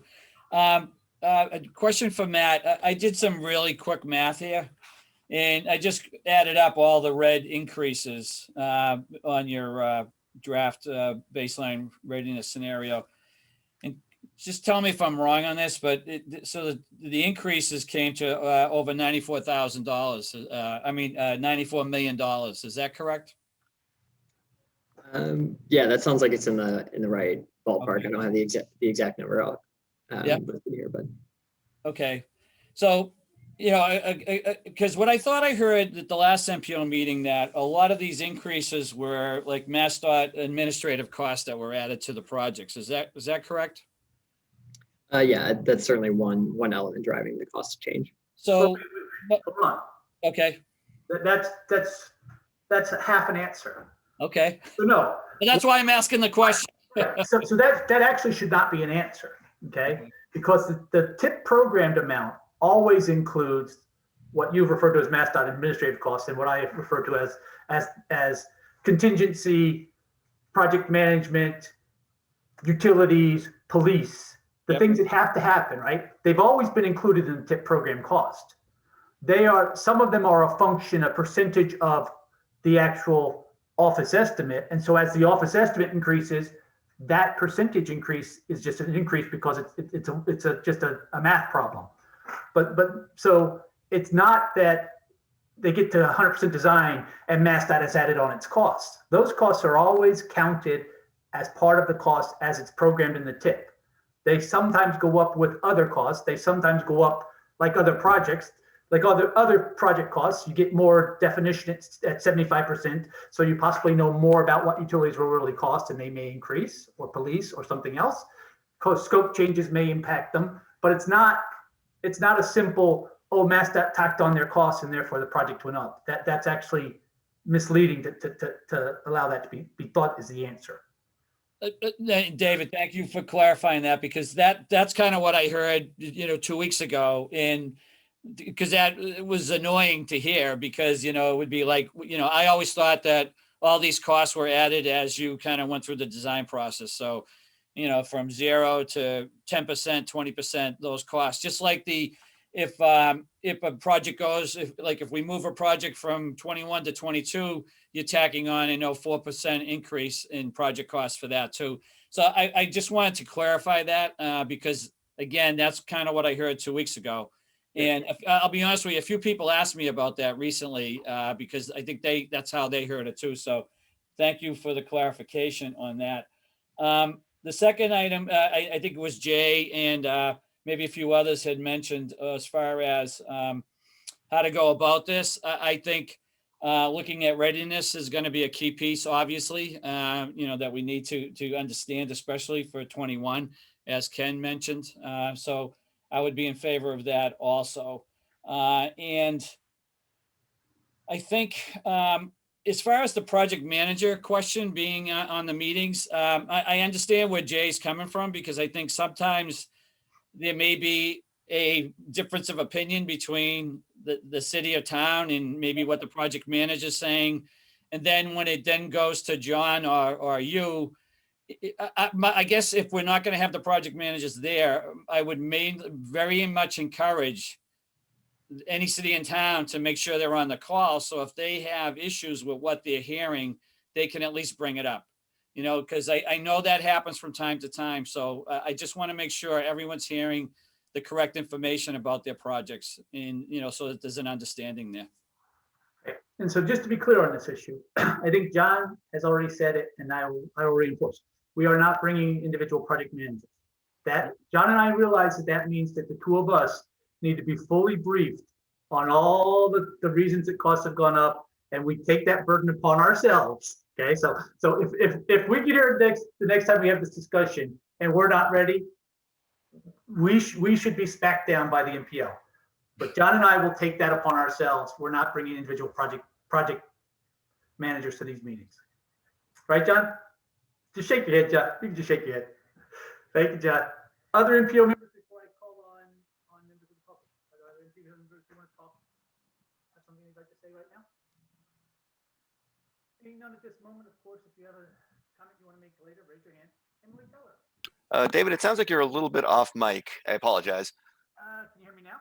If I lean closer? Still a little quiet. All right, I don't know what to do. I'm somehow I've lost my mic. I will try to fix it. Can you hear me say Emily Teller? I can't hear that. Yes. All right, Emily Teller. Thank you once again for recognizing me. And good luck, John and David, with your work. I wanted to make two comments about regionality and readiness. As Brian Kane said, a lot of these, it's important to think regionally. And as Len Simon said earlier, the Bruce Freeman Rail Trail, this piece that we're asking you to fund in 2022 and not move to 2023, basically will improve connectivity between Waltham and Northampton and Lowell to Framingham once the Mass Central and the Bruce Freeman are connected in Sudbury. And I think it speaks a lot to the town's passion and readiness for this that two members of the select board have appeared. The town manager wrote you a very persuasive letter yesterday responding to the wish to move it out to 2023. And, we've been showing up since 2004. So I just wanted to put in a plea to keep this in at least for the next discussion, because I think the next time you all discuss things, there will be more readiness that Sudbury is ready to present. So thank you. Thank you, Ms. Diller. Can you hear me now, Matt? Am I back? Still a little quiet on my end, but I can just hear you.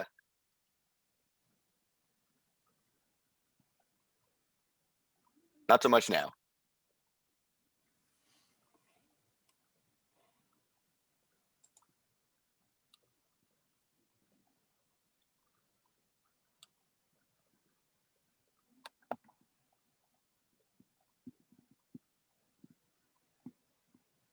At the moment, Mr. Chair, I actually can't hear you at all. All right, so in lieu of that, I'm going to call on people for the time being. Jay Monty. Great. Thank you, Mr. Chair. Just two things, actually. So one, I just want to respond to Mr. Bouchard and the chairman about the project managers. I fully respect that, yes, you cannot have 25 project managers coming in. The greater point I was trying to make was just that we often have kind of cities coming in, defending the project, and MassDOT responding. I guess I would just like to see it more as a team effort, that both sides come in and explain mutually, in kind of one perspective, the status of the project. So I'll leave it to John and as to how to handle that. But that was my, I guess, overall point. Second, I just was going back and forth with our project engineer for Ferry Street, and what I'm understanding is that we had a 75% submission at 25 million and 100% submission that was 25 million for the office estimates. And that's where I guess this confusion came in. Where did this 4 million? We're showing it as a $4 million cost increase. It was sort of implied that was the MassDOT administrative fee being thrown in. Maybe it's not, but I guess I'm just confused a little bit where that 4 million came from. If the same thing is happening in other projects, just to better understand that. If I'm mistaken about the administrative fee, because it does appear that the office estimate was the same between 75 and 100. So if somebody able to answer that at some point, just be interested to know. Thank you, Jay. I do see that John Bouchard had his hand raised. Perhaps he can address that. Well, before the chair lost his volume, his microphone, I think he accurately responded to the question about the cost. The summary of items for construction of the project is the baseline cost for a project, but the contingencies that are required for 10% contingency over the office estimate to cover those 10% overruns. There's construction engineering, which is MassDOT's field personnel on the project, and then there's traffic police, and then utility impacts and relocations that are reimbursable are kind of outside those contingency numbers because we get direct estimates from the individual utility companies. And you're absolutely right, Mr. Monty, that the Ferry Street project was just under 25 million at the 75%, and it is at around 24.2 or 24.4 million at the 100% in that final. But that's the estimate from the designer. Those contingency costs have not been added in. They're done in our systems, what's called our cost estimating system. And I think what we've talked about with the chair and others is trying to get a factor applied. They're carried in our systems, but the designer really only has the baseline carry forward items, et cetera. So that's part of our overall system and how we track things. We need to do a better job of making sure that that's accurately reflected in those early phases when the project is first programmed and it's carried through. Because I have direct conversations with the designers, the project managers, et cetera, and on occasion I am surprised by, I'm like, where did this number come from? So I am sometimes in the dark on some of the applications of the cost estimating as we go develop the project from preliminary design into final. But it is something that I have open to me in my system so I can see how that cost was arrived at.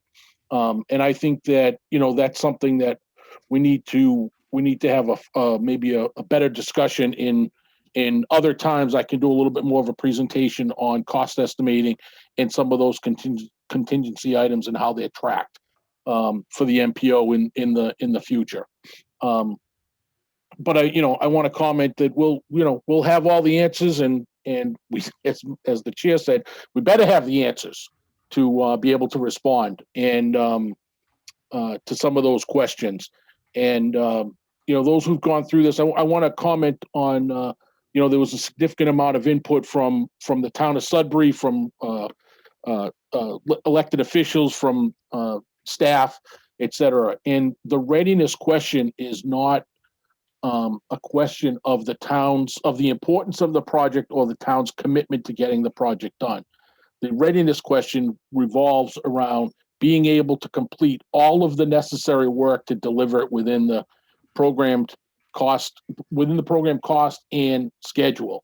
And I was shared information this week on some of the questions that some of my staff had on some completeness issues with the Bruce Freeman rail trail. But one item that is going to be significantly difficult to deliver is the Chapter 91 license, which takes between 9 and 12 months to secure. And we don't have a draft Chapter 91 license at this time. We're expecting to get it by early this summer.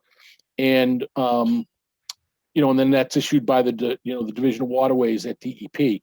And as I said, 9 to 12 months is generally their turnaround on projects of navigable waters and bridges over navigable waters. So we're working with them on those projects, all the projects that I have Chapter 91 licenses, and as long as we can stay earlier in the summer, then we have a shot of delivering that within 22. But if we're delayed, then it's going to push us really towards the end of the 22 cycle, and it would be at risk, and I wouldn't want to not be able to obligate the money for that particular project. So that's why it was recommended that 23 would be easier and more the better ability to deliver because of others. But we'll have that discussion further and make sure that the designer is moving project forward. I know the town is committed. I know that there's been a lot of active communication. So I'm confident that the town's doing everything, the designer's doing everything they can to deliver that. It's just some of the nuances of permitting and approvals at different levels. So I appreciate that. Thank you. Thank you, John. Can you hear me now? We can hear you, David. All right. Are there other MPO members who have comments at this time before I call on members of the public? Seeing none, I'll take Beth Studemeyer first because I think she's going to respond to John. Hi, thank you. And I just want to, comment on the readiness review from the town's perspective. And I know you all are facing just such incredibly difficult decisions with, such financial constraints. But from the town's perspective, we certainly welcome, more coordination and communication with DOT as you're trying to understand where we're at. We do, keep the project manager very well informed, I think. We are submitting these schedules monthly, and the comment that we just heard from John is the first comment that we've gotten on our schedule. And I really do appreciate you expressing that concern. We certainly have, Chapter 91 as a top priority for us. We're going to be submitting the request for determination just in the coming weeks. So we're on top of it. We know what time allocation it's going to require from our team, and we know that we'll have that 9 to 12 months for turnaround time once we get it into DEP. So we really, don't have concerns about that, and it's on our radar. And I would just, really welcome the opportunity to discuss these before we hear about it at an MPO meeting. I think it's just going to be beneficial for all of us. And we really, really value the partnership that needs to happen for this project to be successful. And I hope that, we can maybe chat, in advance of some of these upcoming MPO meetings to make sure that we're all on the same page. Thank you. Thank you. Rich Benevento. Thank you. I just wanted to go back a little bit to the estimating from the consultant community. And I know we talked about Ferry Street being over and that sort of thing. At the recent POP meeting, this was also discussed because I think oftentimes the consultant community may be designing to what the programmed amount is and not thinking about these additional costs that need to be added to the project, i.e. police, construction, administration, and so forth. I know the Ferry Street project, for example, there's $1.3 million in police details. That, you know, when the consultant's in there and they're designing the pavement and the sidewalks and the traffic signals, and may not be thinking about that at that point when they're putting that estimate together. At the recent POP meeting, it was discussed, and thank you to Chief Leavenworth and Deputy Chief Bashad for inviting the consultant community and the municipalities to now come to the POP meeting to have these discussions. Also, on a positive note, there is a stakeholder partnering group. You may have heard me mention this at the last MPO meeting. And some of these things are being discussed now so that when the consultant is designing these projects, they're not designing to 25 million. They're designing to 25 million less some percentage so that these other additional items are included. There's the construction, the CAPE document that has guidelines in what should be included in these as these additional items. Similarly, there's at the POP meeting, actually, excuse me, at the stakeholder partnering meeting, there was a discussion of 25 to 30% is that number. That's what that number is, 25 to 30% that should be added on. So from the consultant community, should we be designing to 25 million? No, we should probably be designing to 25 million less 25%, right? So that we can get to that, number, and we're not in the situation that we're in right now. So I think that there's some positive notes coming out of this so that it makes your job a little bit easier when we're getting to the finish line, and all of a sudden there's all of these additional costs that are being added in that no one thought about early on. So one other thing too that I do want to mention is some of these projects were PRC approved many, many years ago. And so when those estimates were developed, and you heard me say this before as well, you know, mixed prices were probably a lot different than they are now. I know that there's that 4% inflation, but Chairman Mueller, I know you had discussed that maybe that number should be more than 4% as we move forward, just to cover some inflation, because I think some of these projects die of their own fiscal weight just because they've been around so long. So anyway, just some comments from the side of the fence I'm on. Thank you. Other questions, comments, discussion at this time? Matt, do you need anything from us specifically that you haven't gotten? I think I have a general sense of, some preferences to address some of the issues in 2021. It sounds like there's, some level of agreement there. And so, as was noted today, that will really drive what's possible in the rest of the fiscal years. And so, I think I have enough to work with to come up with 2 or 3 scenarios for the March 18th meeting. And like I said, we'll still go over all the project scores for the next meeting on March 4th. So I think we're all set on that as well. And then, along the way, if folks have other input on, materials that would be helpful or anything like that, feel free to let me know, and I'm happy to help put some things together. So Matt, I actually do have a question for you. Can you, when you put your scenarios together, can you give us a cheat sheet of readiness in the terms of, I'd like to know, are there projects on the tip that haven't gotten the 25% design approval yet? Because just so everybody knows where I'm going, I'm not speaking for MassDOT as a policy matter. I'm speaking just as the chair of this MPO. I'm not 100% committed to the concept of once you're in the tip, you're in the tip, regardless of where your project goes or how long it takes you to get ready. So I'd like to have some leeway as a member to talk about, well, maybe there's a project in 25 that I'm willing to undo my quote unquote commitment to fit some other project in that is on the list, right? As an example, I think we've got some kind of commitment to McGrath, but based on what's out there today, McGrath's not getting in the tip this year either, okay? And I'm not saying I support McGrath in the tip, I don't know, but there are if everybody stays where they are and just moves a year, it means something to other people we've been soliciting projects from. So I just sort of like to know some more information, just in case that discussion comes up. Okay. Others? Yeah, I could definitely work on putting that together. Thank you. Thank you, Matt. Anything else from anybody? Seeing none, thank you, Matt, very much. Awesome. Thank you. Next item on the agenda is member items. Does anyone have any?